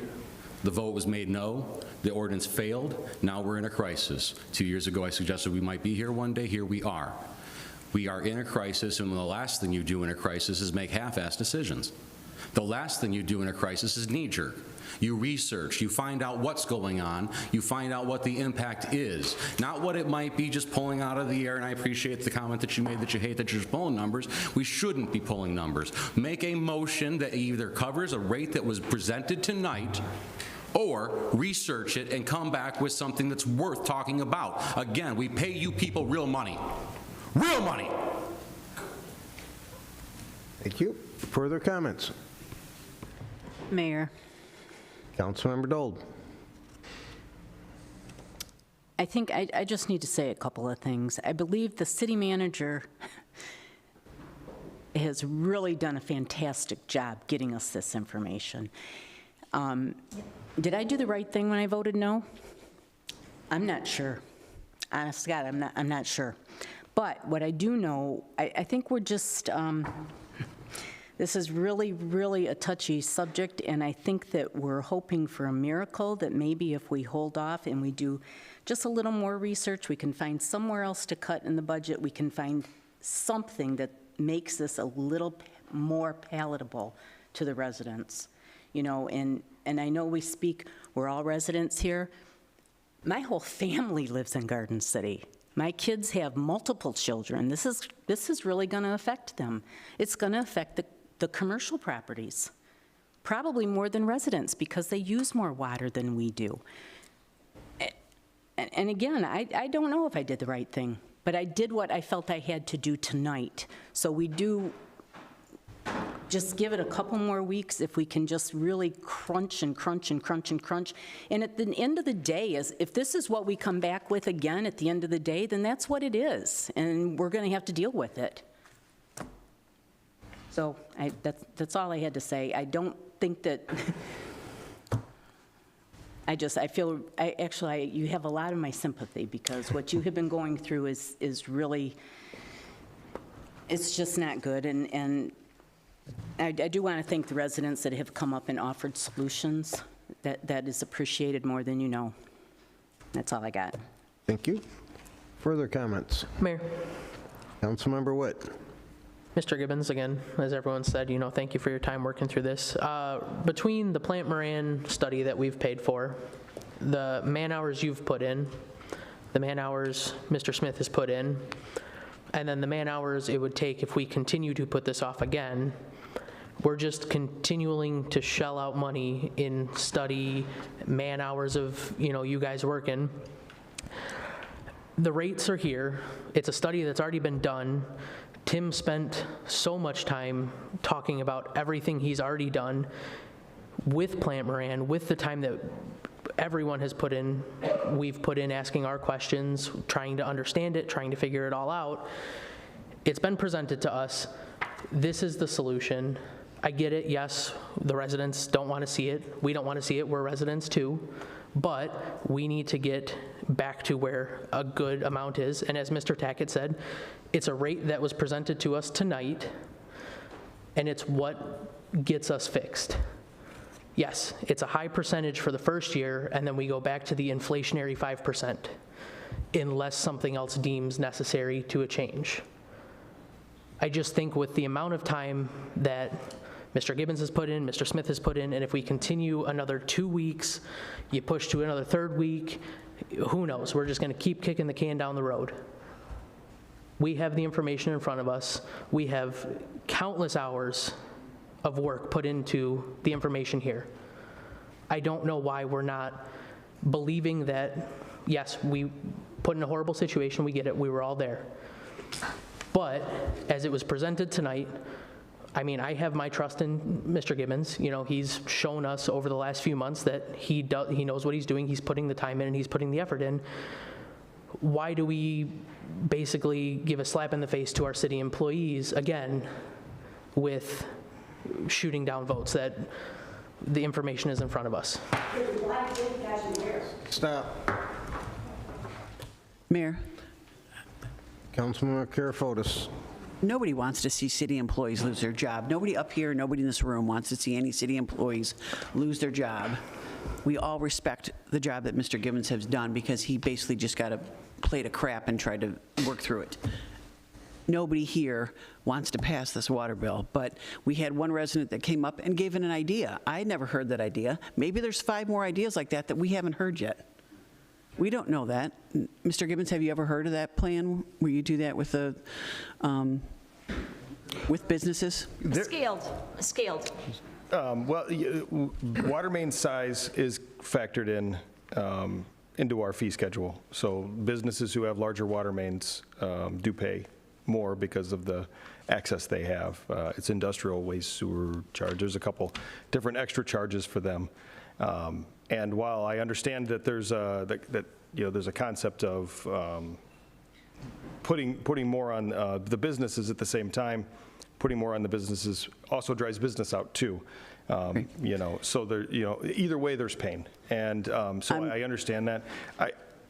I'm not saying that it's going to fit for us. I'm just saying if there's one more idea. Maybe there's another city somewhere that has a different plan. And we don't have a ton of businesses in Garden City that have 100 employees. We have a handful. I totally get that. But there are other things in this world, budget-wise, that get scaled by how much money you spend or how much money you use or how much income you bring in. It's that way in the realty world all the time. So I'm not saying that that's the answer for us, but maybe that's one idea that we didn't look into. Maybe there's another idea that we didn't look into. And I don't think 2 weeks, say to our residents, we gave the best thing that we could possibly do. Mr. Gibbons is saying that already. I get that. But in 2 weeks, there might be something else. Okay, right now, we have a motion on the floor. Councilmember King, supported by Councilmember Witt. I'm going to call for a vote. Roll call, please. Mayor, does this have to be approved with 5? What's Yes. that? Yes. I'm sorry, what are we passing right now? This is the 68 and the 77 amounts. Right here, Okay. 68 and then 77 for sewage on, 5503. yeah, B2. Yes. Would you like me to read it back? Go ahead, one last time. Motion to adopt the ordinance to amend sections 53.03 and 53.04 of Chapter 53, Title 5 of the City of Garden City Code, providing for rates and charges for water and sewer services and providing for billing for water and sewerage disposal services, modifying proposed 53.03 water supply rates, Section A, consumption-based rate, $68 even per 1,000 cubic feet of water, and Section 53.04 sewage disposal rates, Section A, consumption-based rate, including excess sewage, $77 even per 1,000 cubic feet. Okay. Now take roll call, please. Councilmember King. Yay. Councilmember Witt. Aye. Councilmember Karafotis. Nay. Councilmember Dold. Nay. Councilmember Hughes. Aye. Mayor Pro Tem Dold. Nay. Mayor Jacobs. Aye. Motion fails 4-3. Okay. Obviously, we're not going to get that tonight, so Mayor Jacobs. So just point of clarification, because I know you're wondering what's next, next steps. So what we would want to do, because we can't do a public hearing for a future amendment without proposed numbers. You can't just be like, oh, we'll have a public hearing, come out, we'll figure. So the schedule would now be, city manager and city treasurer could look at alternate options, alternate rates, bring that to the June 9th council meeting with a proposed ordinance amendment. We would call for a public hearing at that time to get it in time for the next hearing. It would be the first meeting in July. We would have the public hearing for the new proposed rate, and then council could potentially vote on it at that time. But we would need to call for a public hearing first before we can do the public hearing, but we would need the numbers that we're going to present for approval. but we can't, correct, but we couldn't call for a public hearing until June 9th's meeting, until we get till we have the numbers, right? Yeah, we Then can't call for a public hearing Then we call until for a we public have hearing, that would be on proposed numbers, June so- 23rd, I would assume. Can we make our meeting in 2 23rd, weeks instead of the July 9th? 7th. Can we make our meeting in 2 weeks instead of waiting to the 9th? So we could call a special meeting for the purpose of calling a public hearing if we have the numbers, if we have numbers that we're confident in and comfortable with, proposing, we could call for a special meeting prior to that. 2 weeks from today? Whatever council's purview. Yep. Mayor? Councilmember King. Just to clarify, what's the council's thoughts on what are we going to do in the next 2 weeks to come with better numbers? How does that process work? I would actually seek some just, direction from council as to, anything specific you'd like me to examine, any questions you'd like me to answer, possible solutions. If council could just offer some input tonight as to what you'd like me to prepare for the next 2 weeks in order to put it on an agenda, because really I'm talking about a week and a half. I need to have that kind of set to be able to put it on an agenda. Find out if there's any other small cities that do a scale like that.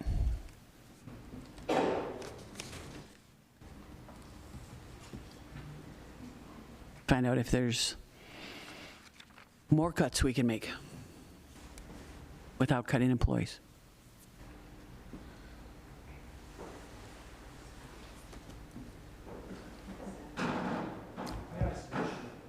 So should we move to B2. P3. It's not a comment time right now.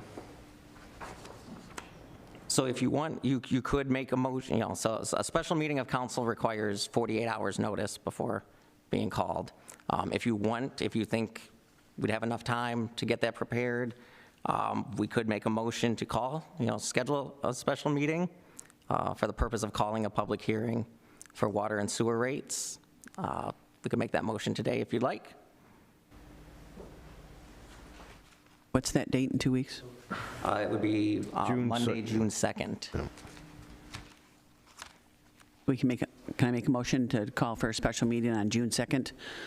So we can call for a public hearing with water rates? Support? Okay, new motion on the table is call for a special meeting on June 2nd, 7 PM in council chambers for the purpose of setting water rates, or calling for a public hearing. So, and we had motion by, Councilmember Karafotis, and supported by Witt. Councilmember Witt. Okay, discussion on that. I'm fine with it.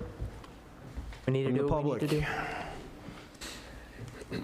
Okay, all in favor? Aye. Opposed? Okay, special meeting on June 2nd. Oh, and one more point of order. So the special meeting to call, at that time, the meeting agenda item will just be to call the public hearing. So we won't actually be holding the public hearing on the water and sewer rates Right. at that meeting.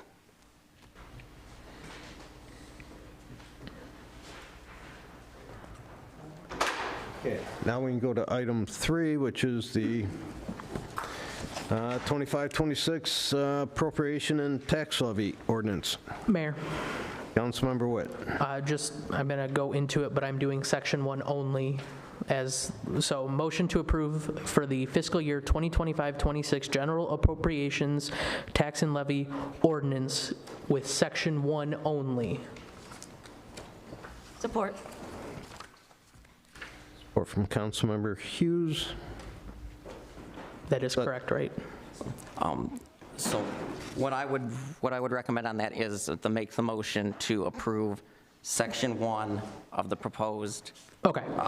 So I'm going to amend my... Motion to approve section 1 of proposed fiscal year 2025-2026 general appropriation and tax levy ordinance, and then I would put in note and table section 2. Okay. Because Actually, because really the thing that's holding up the rest of the ordinance is simply just the water fund, could we specifically remove the water fund from section 2 and pass the rest, and then so we can just focus on the water fund? It wouldn't balance, would it? It has to be balanced. But the water fund, it sits itself separate. I just have a question for the clerk. Or does that appropriations have to be passed in conjunction with all the other funds? So it would only change, So section 2, but not to include Fund 202, and we'll pass that in a separate appropriations on the date we determine a water rate? you mean section 592? Yeah. I'm sorry, yeah. 592. I was talking about roads, 592, yep. I'm talking about water fund, sorry. Okay. So I'm going to amend my motion.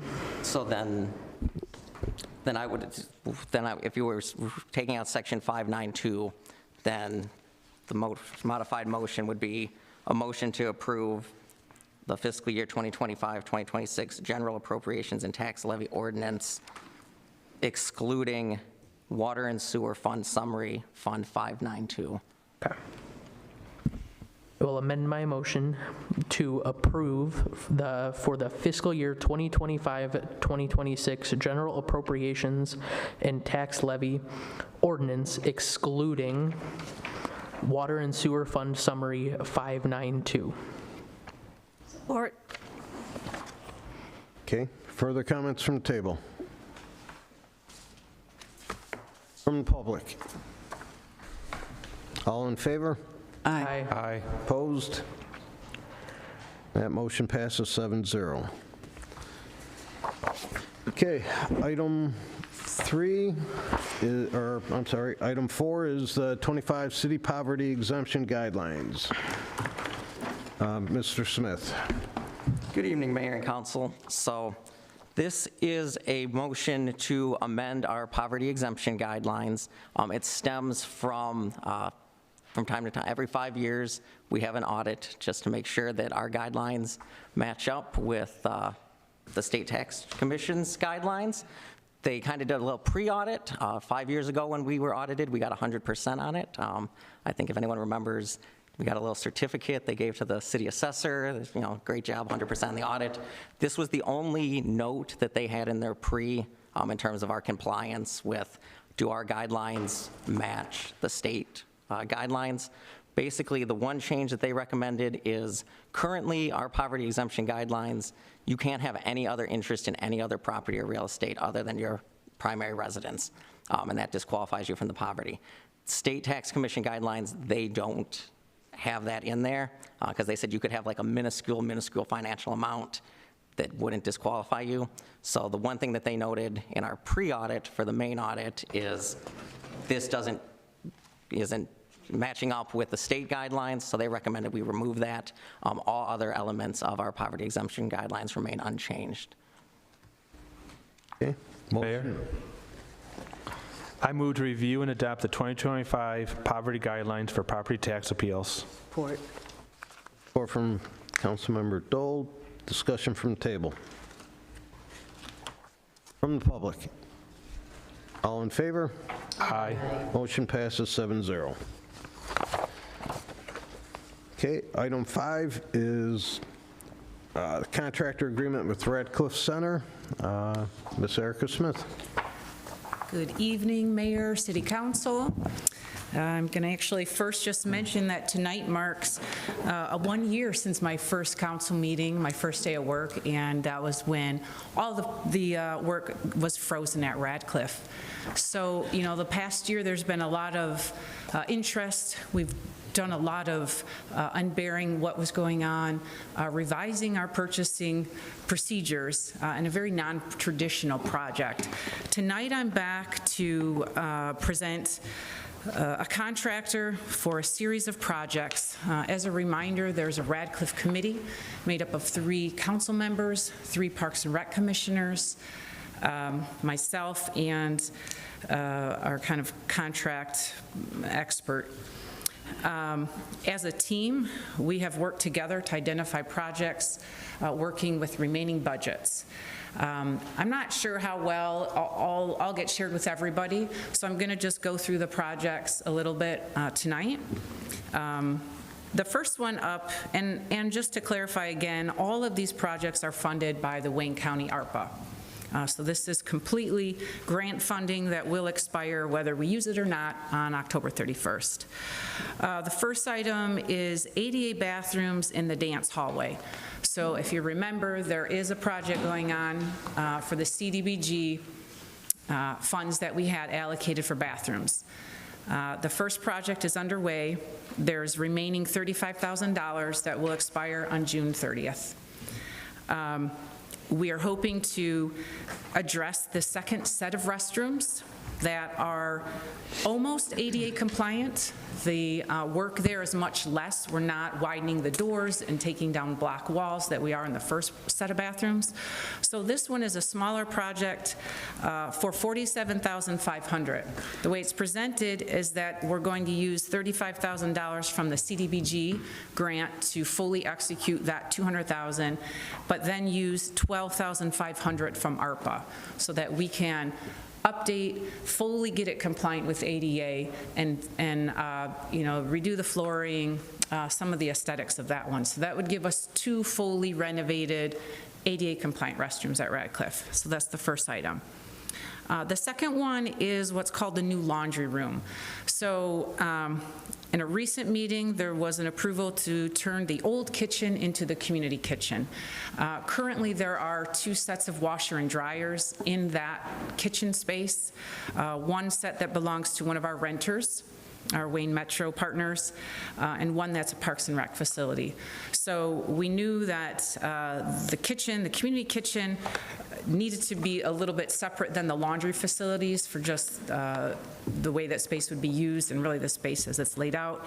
And there's a room identified that is in the 400 hallway, if that means anything, adjacent to, so confusing without a map. There's a small room that is identified to be a laundry room. It has its own entrance. There were sink facilities there, and we've got a price to fully renovate that, to add those 2 sets of laundry facilities for the $14,450. That includes, I mean, it's all outlined in the packet, but it includes some of the updating of the whole smaller space. The third item are the Radcliffe main entrance doors. So currently, we have one ADA button that makes it technically compliant. If you've ever spent a lot of time at Radcliffe, you know, we have around 3,500 people entering into those doors. We have seniors, we have kids with strollers, moms carrying things. The widest span of the door is 3 feet, so if there's a large delivery, they actually have to come in through the patio. These doors have been identified as a wish list item to make it as accessible, inviting, and user-friendly. It is a big-ticket item, but it was identified by our committee to move ahead with that. The next item is the new storage room door. So this is to widen a very narrow door that we learned was not accommodating our table carts. And I did make a note here that this work did begin. There was some communication issues, so we actually have it sort of blown out. It's not complete, so I'm hoping that we can pass that. It just creates a lot more function in a space that's adjacent to the gym. We have hundreds of chairs, a lot of tables, and a lot of renters are using this. They're moving them in and out. The next item, the cardio room conversion. So originally was the computer lab. That has been dismantled. We've returned some of the computers that we could. In lieu of some anticipated renters in the other parts of the building, we are going to lose the space known as our cardio room. This is a highly used room that is home to our tumbling classes, to our kids' karate, to our senior arthritis. It can be used as a meeting room. It's a very large space with a multi-purpose floor. So the plan is to convert the old computer lab to be the new cardio room, to replace one that we're anticipating to lose to a renter. The last item is to complete the art room, and this is a small room that had a lot of damage from the roof leaks. So on the agenda as it is tonight, this is to repair the leaks and clean it up and prepare it for rental. At our last committee meeting, there were some new ideas for this space. So you know, I didn't have time to change the agenda, and I'm not really sure what we want to do. So I'm leaving it up to council if you want to table that item, hold it as contingency, remove it, because I think that room is still in an idea development. So tonight we're asking to approve all phases as our contractor to complete these rooms at those you know, expenses, with the contingency in there as well for things that come up. Okay, thank you. Motion is in order. Mayor, Councilmember Karafotis. I would like to reiterate to everybody that this is grant money that has to be spent by a certain date. This is nothing out of our budget. Some things have to be done by June, some things have to be done by October. My motion is to approve all phases ceiling and carpentry of Garden City as the contractor to complete identified renovations, including the new storage room, the ADA bathrooms, and the new laundry room for a total of $65,950. With the rest of the items, the main entrance doors, the cardio, and the art room updates to be tabled for discussion at the next meeting on June 2nd. Is there support? Support. Support from Mayor Pro Tem Dold. I have a comment before anyone else goes in there. I know that the committee has met 4 or 5 times. I'm not on the committee. 3 other members are not on the committee. We've got no minutes, no notes, no nothing about any of this other than rumors of it going on. I personally agree with Councilmember Karafotis with tabling a couple of those, just so we get some info. Again, 4 of us up here have not gotten, we can't go to the committee meetings because that would be a violation of the Open Meetings Act, so there's no way for us to get any information on what the discussions are, who's opposed, who's in agreement. So I agree with the way it was proposed, and I'd like to see more minutes or some kind of information given to council. Further comments from the table? Just point of clarity, so you're tabling the other items to the next regular meeting, or? Can we do it on June 2nd? I'm not sure I will be available. Okay, how about June 9th? Amend the motion to June 9th.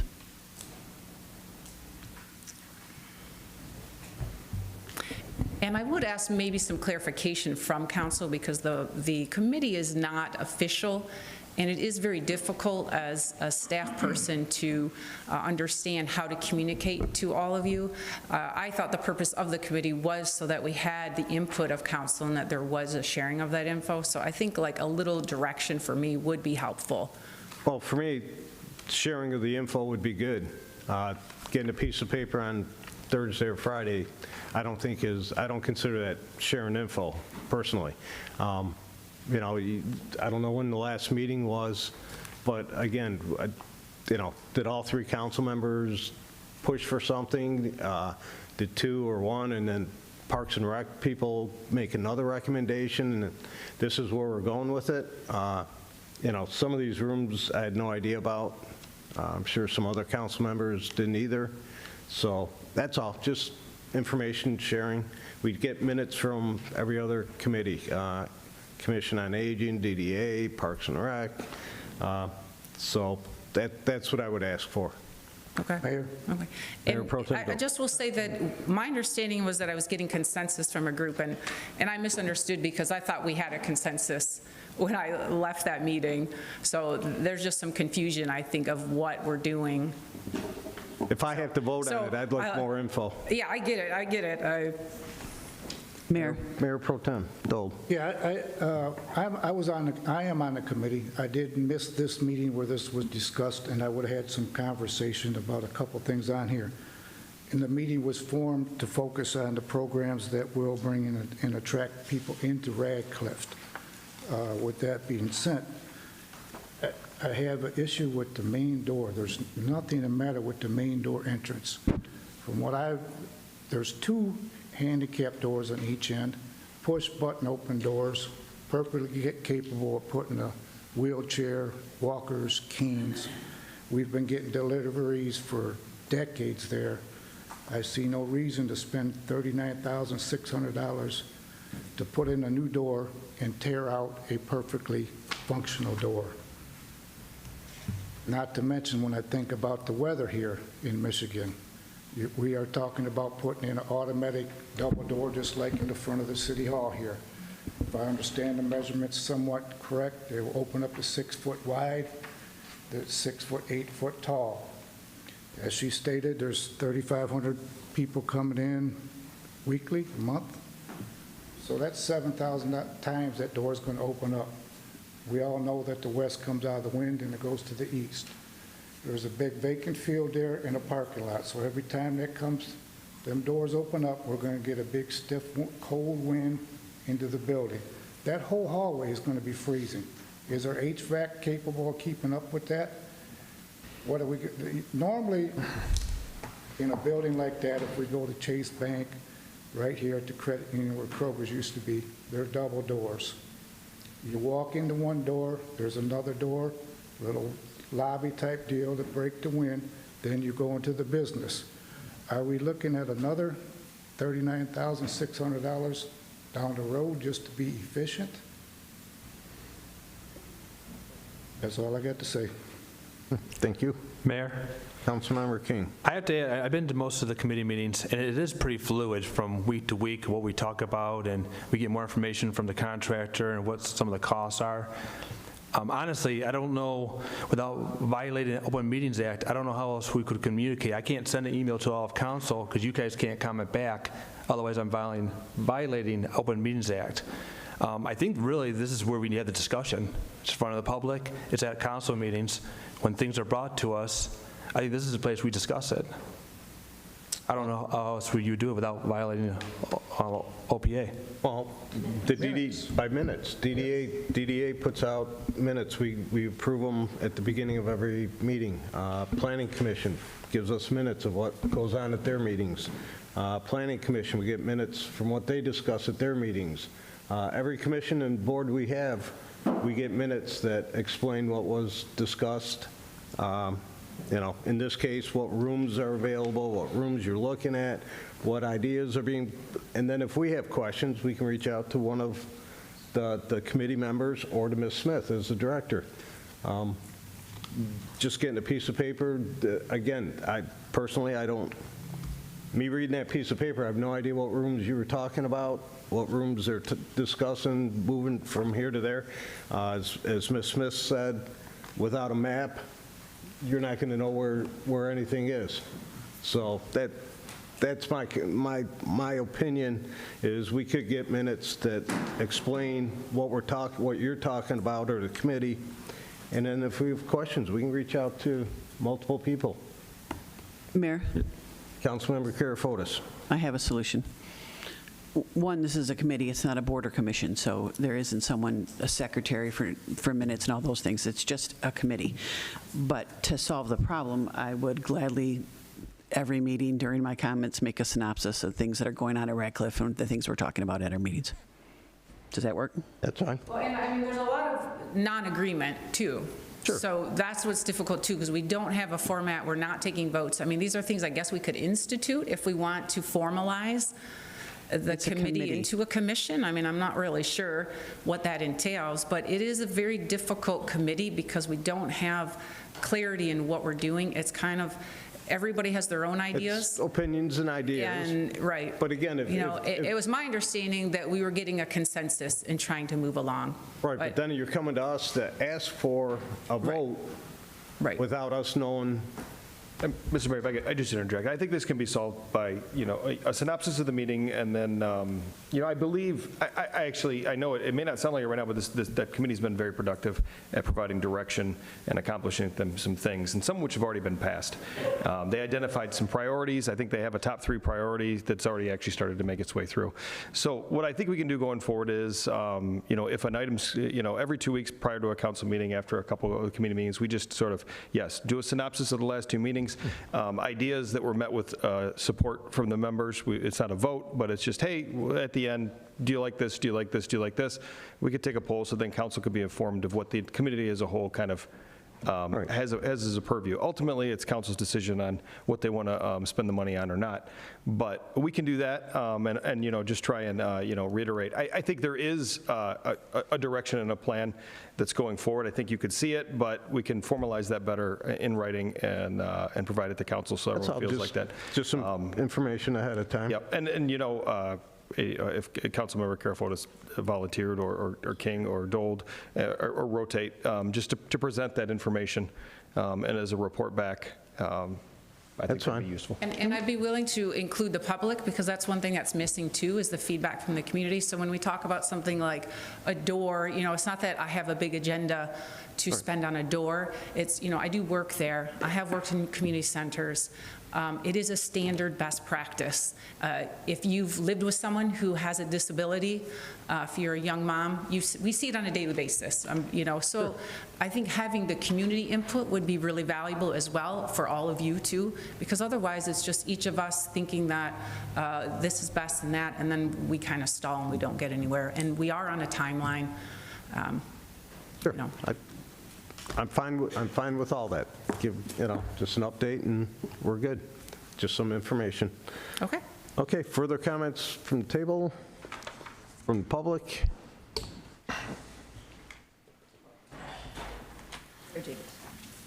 Sorry, I can't do this at the end of the meeting because I can't talk about other stuff in the meeting. In public comments. So I've been watching her, what's your name again? Ms. Smith. Erica, that's it. I've been watching Erica and Mr. Gibbons work at this for the last year, and I've been wanting to come up here and just at least give you some feedback. I'm impressed. On top of, Erica, your responsibilities in the Park and Recs department and all the other work that you do, you're still managing a project. And I come from project management background, and I enjoyed the luxury of having a financial analyst, estimator, engineers, and just the list goes on. And you're stuck doing all this stuff yourself. I appreciate the efforts that you put into this. It's really been really enjoying to see you come up here and show how you're spending this money and how you're trying to stay within the budget and solve the problems that were just like dumped on you from the previous administration. And I'm just here to say thank you very much, and you guys you're doing a great job. And the thing that stuck in my mind is that you were trying to figure out how you could fill the void and get some returnable cash on that, all those rooms. And I wanted to make one more comment, is that the efforts that you've put in so far to date, if you do that in the efforts of filling those rooms, I have full confidence that you guys will return some cash, because so far you're kicking butt. So just an FYI. Thank you. Thank you. Mr. Smith, you wanted something? Yes, just before the vote, if Councilmember Karafotis would just like to restate the motion, since it's been a few minutes. Motion to approve all phases ceiling and carpentry of Garden City as contractor to complete identified renovations, including the new storage room, the ADA bathrooms, and the new laundry room, for a total of $65,950, and to have the rest of the items, the main entrance doors, the cardio and art room updates, to be tabled for discussion at the next regular scheduled meeting, June 9th. Okay, and there is support from Mayor Pro Tem Dole. Yes. We've had discussion. All in favor? Aye. Opposed? Motion passes 7-0. Okay, item 6 is to call for a public hearing on 29317 Ford Road Plan Development. Mayor, Councilmember Dole. I'd like to motion to call for a public hearing on June 23rd, 2025 at 7 p.m. to hear public comment on proposed plan development project at 29317 Ford Road. Support. Support from Councilmember Karafotis. Comments from the table. Mayor? Councilmember Karafotis. This is the Orange Jewelers property, correct? Correct. Okay, I just wanted the public didn't realize that. Okay. If anyone wants to comment on just the public calling for the public hearing, you can do that. It's not going to be a discussion on the actual development.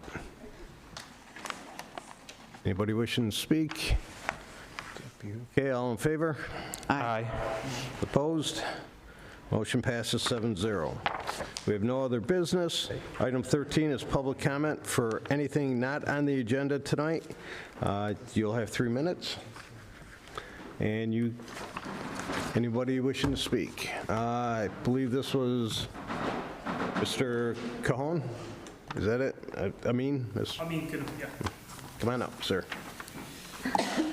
So I have a couple of separate things. The first one being is I would propose to Ms. Gibbons, I'm sorry. That's okay. Mr. Tim, I can, if you'd like, I can help with proposing ideas even further with more detailed solutions. I am an honor graduate from University of Michigan, Dearborn Industrial Manufacturing Systems Engineering. This is what I do for a living, actually.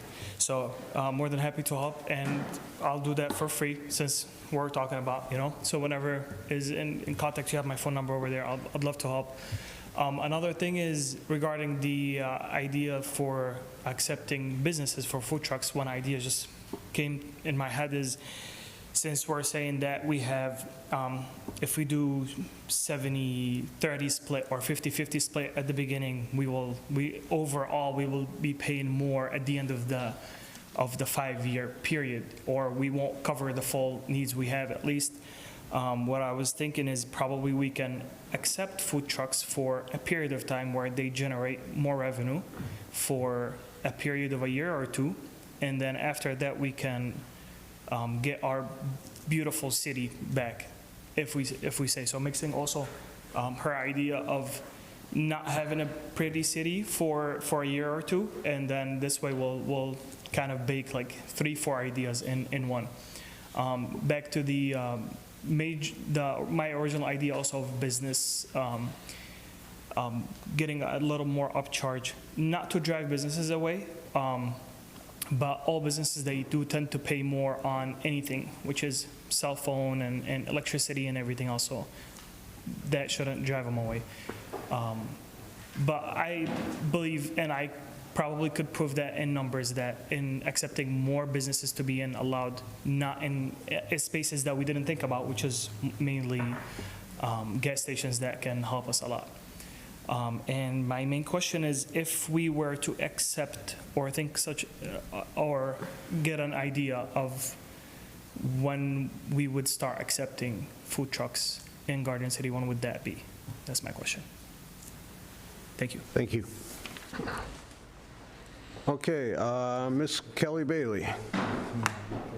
Still here, okay. I'm still here. Hi, everybody. I'm just wanting to thank everybody again for the lucky squirrel this weekend. Wind and all, I still managed to collect boots, about maybe a dozen pair. People came up to me later on, and I did get $267 in a donation from Brian's Welding, and then the rest came in cash from our community. As always, I just wanted to thank everybody for supporting me. It is going this year to vets returning home out of Roseville. I don't know if anybody saw in the news that there was a lady that went into their facility and walked into their offices, robbed an employee, took their purses, and then went into their main office and stole a bunch of bus cards and things like that. So I'm trying to help them recoup some of their losses, and I want to thank you guys again for all of your support over the years. Thank you for all your work. Sandy's not here.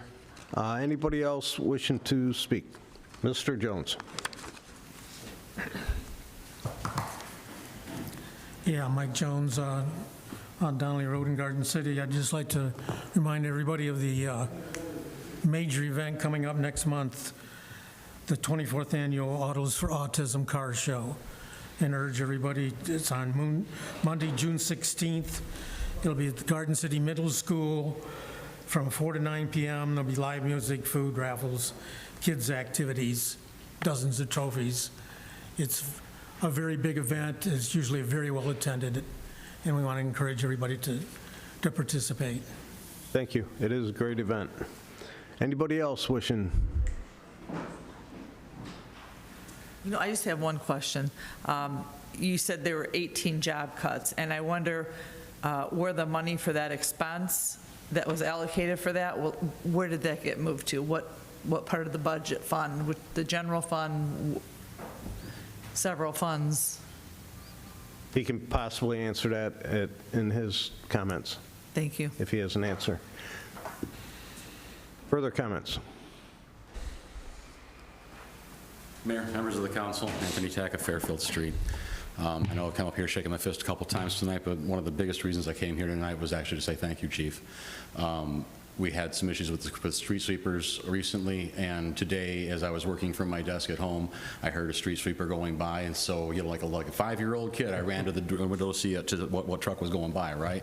And I was very pleased to find a newer sweeper that didn't have a carriage that was trailing behind it, gouging up our brand new roads. So thank you for acting on that. Thank you for getting some service on that quickly and not letting it drag on for months and months and months.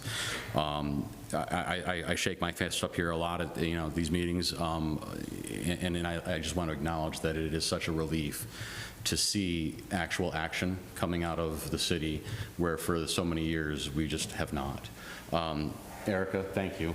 I don't know if she's still here or not. She's taken off, but thank you very much. I know that, if I don't see her out there, but please forward my thanks to her, because I know that it is difficult to stand at a council meeting and listen to the raging fire behind you when you have to ask for money and people are screaming that there is no money and damn it, we need to have answers. So to the both of you, please do not leave. Please. I understand that we're putting you through hell right now. I appreciate that, and having been an administrator for the city of Detroit while we were going through our problem times, speaking to Councilmember Dole's idea that there may be another solution out there, I can't tell you how many meetings I sat around a table with Mayor Duggan where at the last final moment, somebody was like, well, you know what about? And it was the stupidest idea in the world, but it's turned out to be something that worked, right? So I appreciate taking the time to come up with something more and not just flippantly drawing a number out of a hat. As much as I appreciate the urgency that you displayed tonight, and I know that nobody wants to say the word receivership, nobody wants to talk about financial insolvency. I saw the urgency in your comments tonight. I appreciate that. And it's one of the reasons why I feel confident that we can take this pause to research, knowing that you're at the helm, because as a police officer yourself, you know that if you're in the middle of a situation and there's bullets flying and people's lives are on the stake, making uninformed decisions is the last thing you want to do. You need to work from a place of knowledge. You need to work from a place of experience. And only in the most hairiest of situations do you reach out of that back pocket and pull whatever comes out, right? So I really appreciate the effort that you're putting in, and I appreciate the effort that each of you have put in. Mayor Jacobs, thank you for your comments about more transparency in the Parks and Rec, communications. Councilmember King, I appreciate the comments about this is the place to have those conversations. This is absolutely the place to have those conversations. And would it make for a longer meeting? Probably. But would it be for good? Absolutely, it would be worth it. Thank you guys very much. Thank you. Further comments? Okay. Oh, one more. Good evening, Council. John with the Garden City Downtown Development Authority. This past Saturday, we had our first Lucky Squirrel Craft and Vendor Show. Just to let the public know, it was a huge success, and we had over 165 vendors despite the very windy conditions, so it went very well. So shout out to Mr. Miller. He was there all day with me, as well as Zach King, GCTV, the communications. They did a great job putting it out publicly for the residents and the information, along with Derek and Vince. So the next one's scheduled for July 19th on a Saturday. We still have some space available for some more vendors, just to let you know. And we look forward to another good event. Thank you. Any other comments? Okay, City Manager, anything else? Not much, Mayor. I just want to just reiterate, my dedication to try and find a solution that's best for everybody. And please understand when I put forth something, or I put it, it comes from a place of trying to do absolutely the best job I believe I can do, and that's all I can really put forth. And I will earnestly continue to seek a solution for the water rates, that does the best by everybody. And to those who came here today with concerns, after the meeting, if you're still in, I'd be glad to answer any questions anyone has. I want people, when you're making a rate raise, the kind that's been, I don't want anyone to think there isn't been enough information, or they feel like it was dropped upon them. That is the opposite of my goal. We are where we are. I can comment on that, and I know where we need to be, and and it's my job to try and get us there. I'll close with that tonight, and I appreciate Council's continued dedication to try and find the best course forward that balances the citizen and the city's interests. Thank you. Mr. Smith. Nothing this evening. Mayor Pro Tem Dole. I just wanted to make a comment to our city manager, Tim Gibbons. I hope you don't take nothing personally here. I do know that you are a man of great integrity. You have been very open and honest with us as far as giving us everything we asked for. I don't think we could have got a better city manager than yourself. But we need to get to work. There's something there. We just need to find it. That's all I have. Thank you. Councilmember Hughes. I want to say I appreciate the conversation that happens with this council, and that's how decisions are better made. I don't have all the ideas, and not one of us does. So I'm very grateful for the input that we have from everybody at this table. Thank you. Councilmember Witt. Thank you to the residents for coming out and voicing your opinions. We greatly appreciate it. You can reach any of us, email. I'm at most events if I'm available. So please come out and talk to us. Any more information from the residents that we can get helps our informed decisions every time these meetings occur. So we appreciate you guys for coming out. Okay, thank you. Councilmember King. I just a second Mr. Gibbons being thorough and looking to all the other options for this water rate.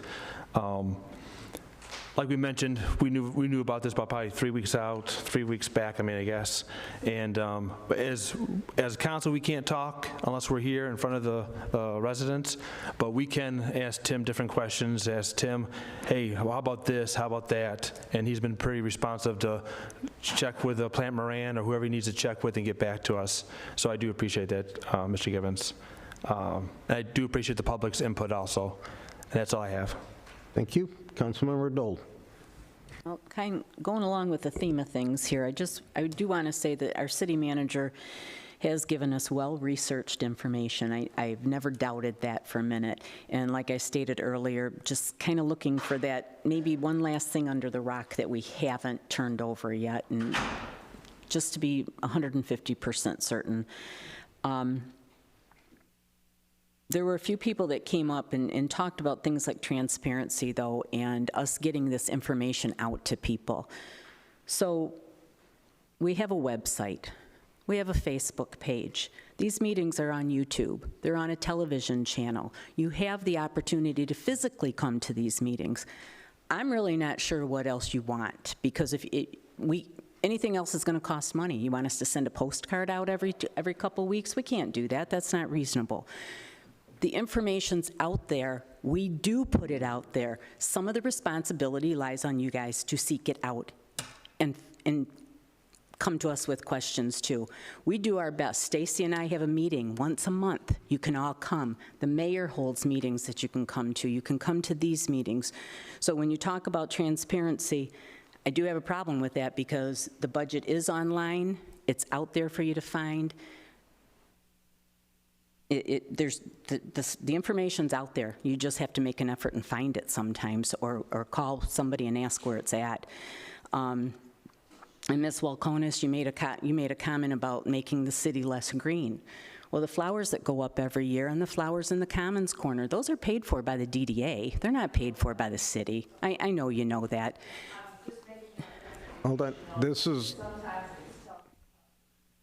Absolutely. And I think that our city manager has gone through our budget, and I honestly believe that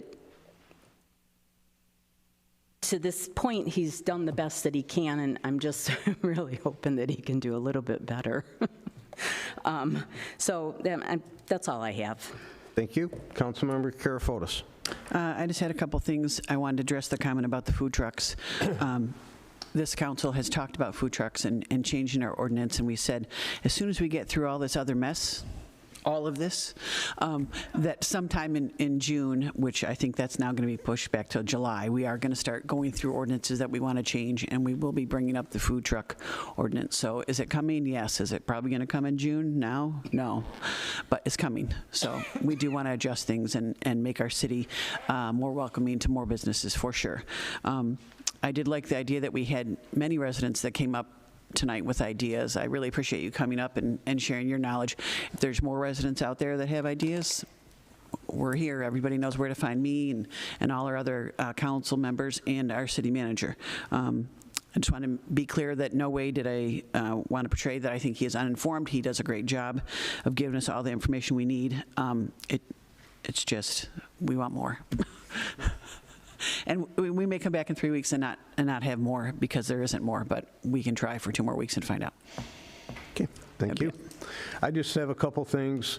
One, this week, Wednesday, Thursday, Friday, the American Legion Auxiliary are doing their poppy sales, and it's usually donations, and it's at their American Legion Post 396 building, and it goes from noon to 7 p.m. Those 3 days. So if you want to support some veterans, it's an excellent event. Also, Monday is Memorial Day. We do have a Memorial Day ceremony starting at 11 o'clock in front of City Hall. It's a great way to show some respect to our veterans that have fallen, and it's usually a pretty moving event for a lot of different reasons. but that is 11 a.m. starts. As for the food trucks, we have had, as Councilmember Karafotis, we've had discussions about them. We've actually tried to talked about citywide doing something with food trucks as far as an event. So those are all in talks, and hopefully we'll have something coming up shortly that we can announce and put out there. Other than that, have a happy and safe Memorial Day and weekend, and no further business. Meeting is adjourned.